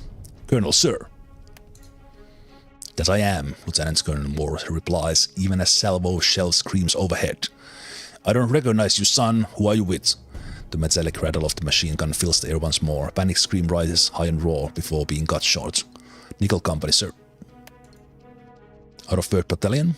Sly grin creases his features. Not anymore. You're with me and 1st Battalion until we can get this mess sorted out. Yes, sir. Excellent, Lieutenant Colonel Moore replies. Right now I need you to lead these men back into OCS. Afterward, if you... The crack of machine gun fire drowns out whatever the Lieutenant Colonel was going to say next. He snaps a finger toward the flashes on the rise that overlooks the beach. Go get that son of a bitch before he stitches up any more of our men. The French did not put up an edge of water defense. This particular image shows 50 caliber machine gun firing. This is definitely an order. The mission: take the machine gun position. Suffer as little casualties as possible. Enemy searchlights probed the area, and inaccurate machine gun fire could be heard coming from Fedala and its environs. Those first wave men who belonged to ANC companies took cover in disorganized clumps.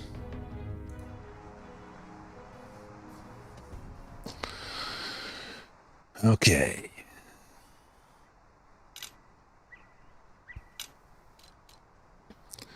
We don't see much, and we have the Lieutenant Colonel Moore here, and they have 5 orders. But we are but my 1st platoon. There is the 30 caliber that we picked up.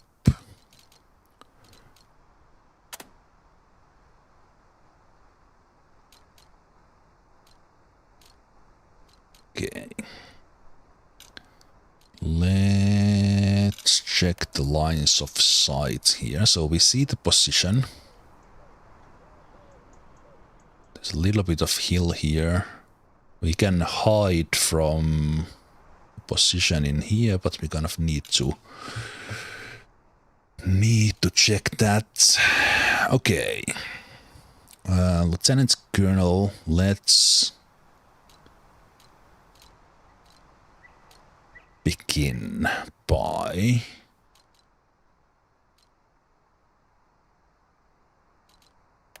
bolstering you, because they were low morale. That had almost no effect. Okay.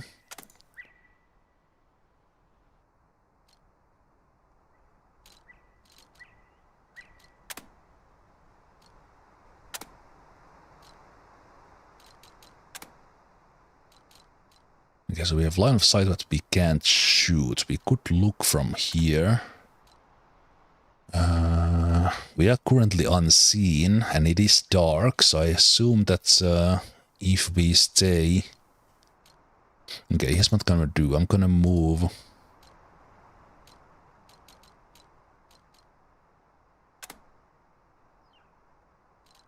I'm gonna move my guy here. Okay, there's a squad in there. I will need to spend time rallying this team so that they can move. And I want these guys to move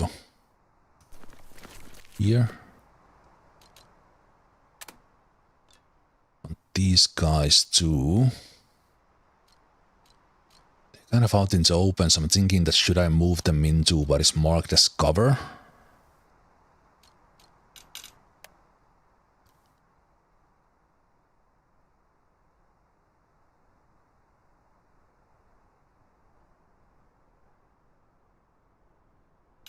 Maybe I will keep...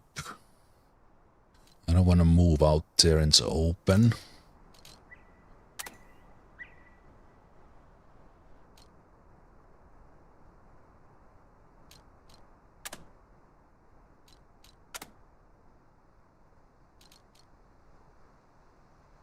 Thinking where do I need this 30 cal? Interesting, like super small map, but actually quite a lot of like little tactical choice here. Can I creep in here to get better vision?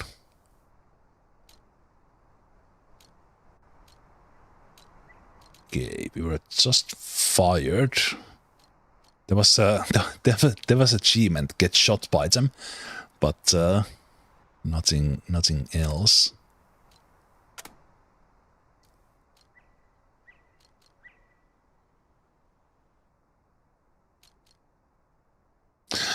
Wait a minute. Do I need to command this squad with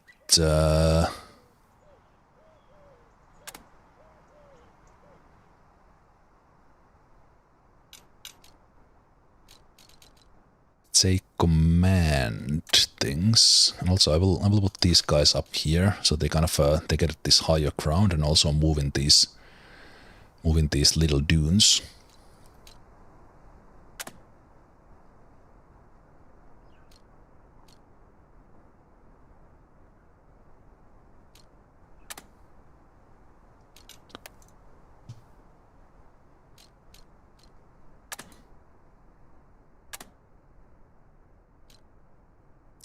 Okay, so this vertical, I think it needs to be... I can't move them normally. They have to be commanded by the... So I want them here. It's a little bit of cover for them. Let's take the lieutenant.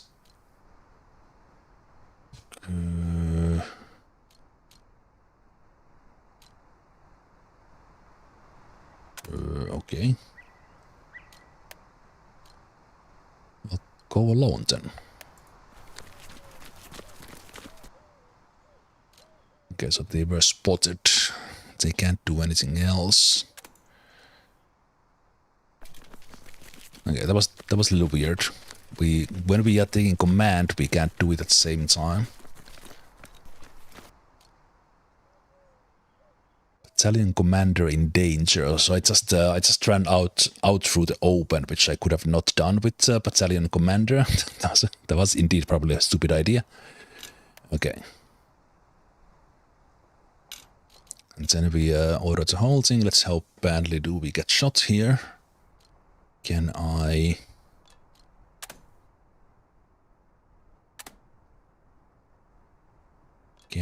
fire from here? We can. Okay.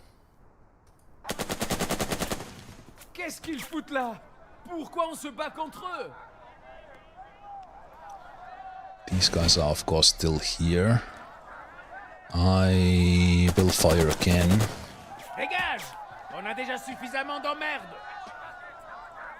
So then we can more easily suppress those guys with from here.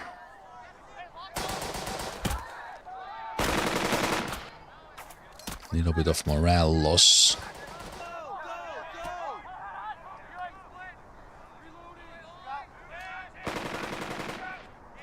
Stress was not part of the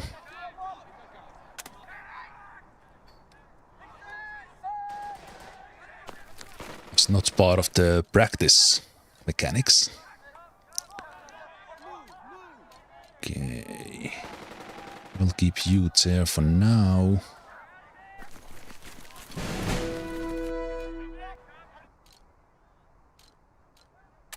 Let's bring my guy to the front.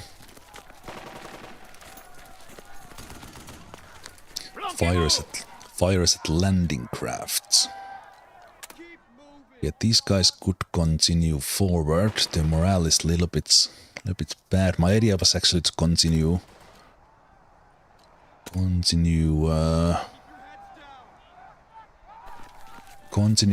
with my guy, but yeah, those guys are not suppressed. I'm trying to get in position to do that, but maybe I should have waited there a little bit. Let's get you together with Capitan.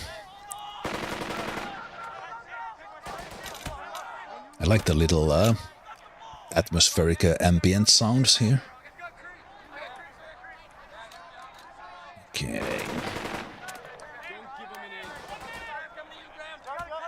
Oh, you can't see this team.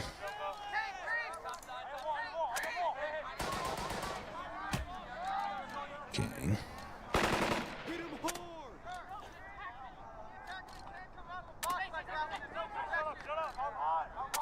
Can you, from that tile,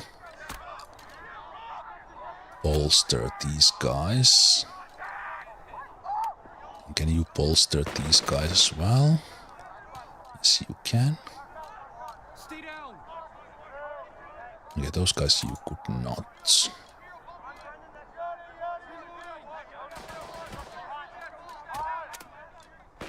Okay, that's not doing super great.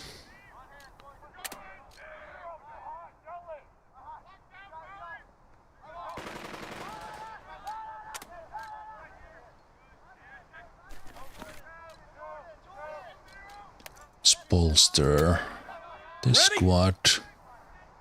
Can we now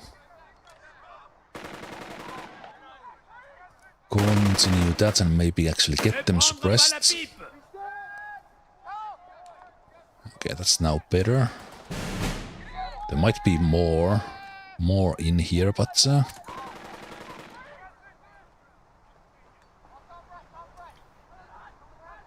let's see, is it only these two teams? Okay.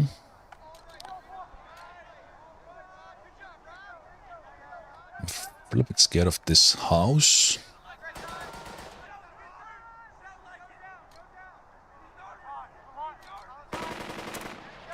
Let's use you. Come in here.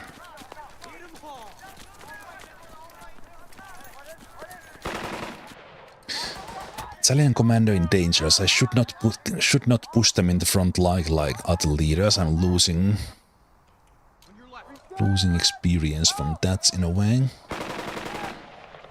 Okay, I want these guys in better shape. And then these guys will do recon fire at the building. Fire! Looks like there's nothing there. And that was also my... That was everything I had. Turns left 2. Right, there's not much time here. Okay, Lieutenant Zemalf. Suppose the team here and let's push as far as we can. Actually, I'll take Zemalf here. Those guys are suppressed, so we should be fine. No speeches today. Get this done.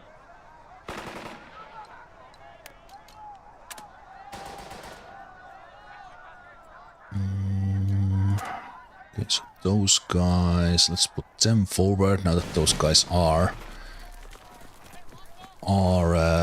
suppressed. And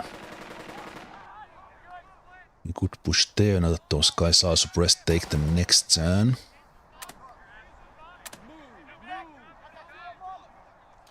Right. Yeah, I messed up the orders there a little bit.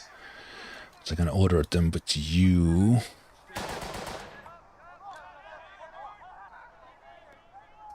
I think I will take this house here. The morale is there super bad.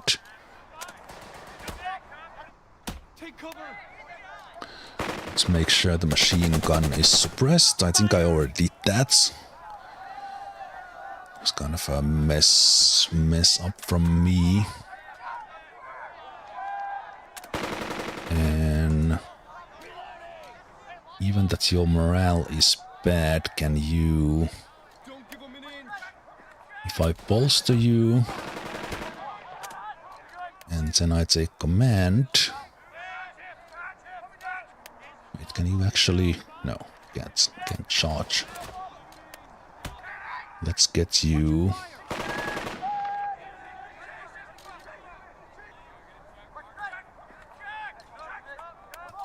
Let's go with just the squad. Battalion commander alone in here. Probably not a good idea. So I move them back. And they are done. But wait a minute, these guys, can they now charge already?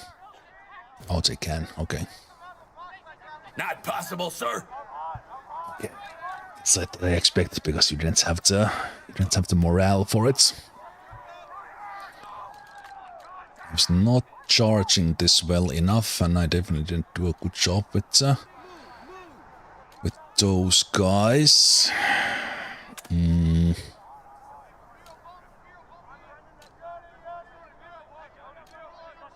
Okay, so it's my only chance to come and bolster this team. So we should not get fired because those guys are fully suppressed. I think I have points for this, especially with take command.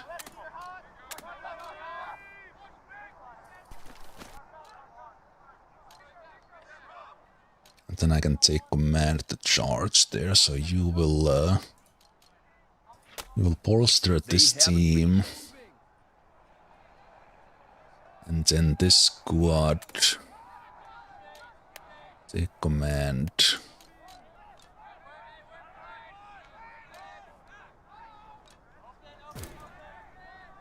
Can you do it now?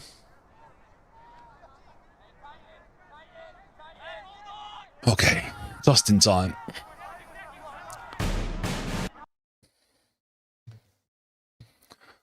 Just in time. Enemy breaks and runs. It's interesting small mission.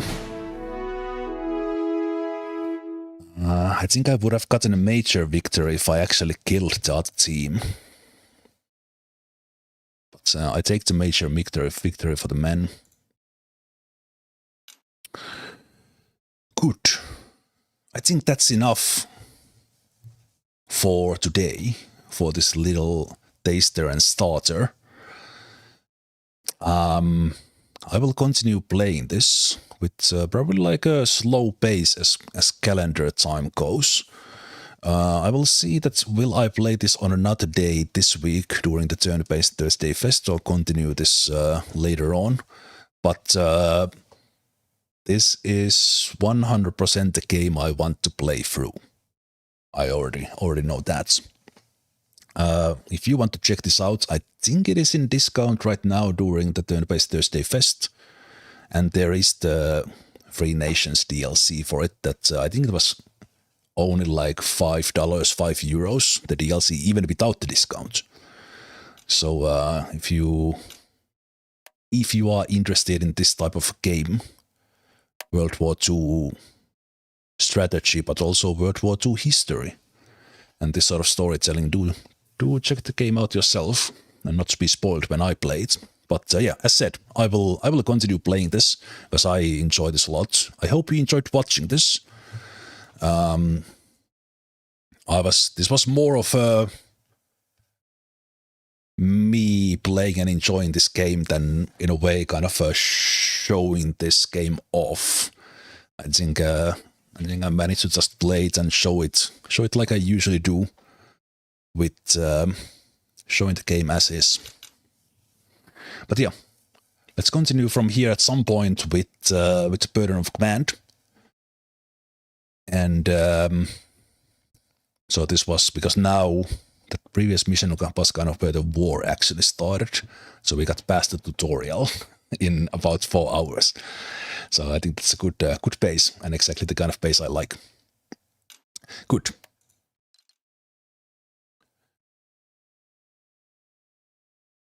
And from the Turn-Based Thursday Fest, tomorrow will be Nine Kings, a roguelike kingdom builder. And on Friday I will be playing Heroes of Might and Magic Olden Era demo. And Thursday will be kind of an extra day. Thursday and Friday will be daytime streams, not the usual schedule like now this evening. On Thursday I will probably very likely play Quasimorph, as I played that in the past Turn-Based Thursday Fests. And I will see tomorrow that will I start the stream earlier. Before I will be playing Nine Kings in the evening. If I do, I will probably continue with Burden of Command. But at latest, I will see you tomorrow evening for more Turn-Based Thursday Fest. And with Burden of Command, as said, thanks for watching, and I will see you next time. Take care.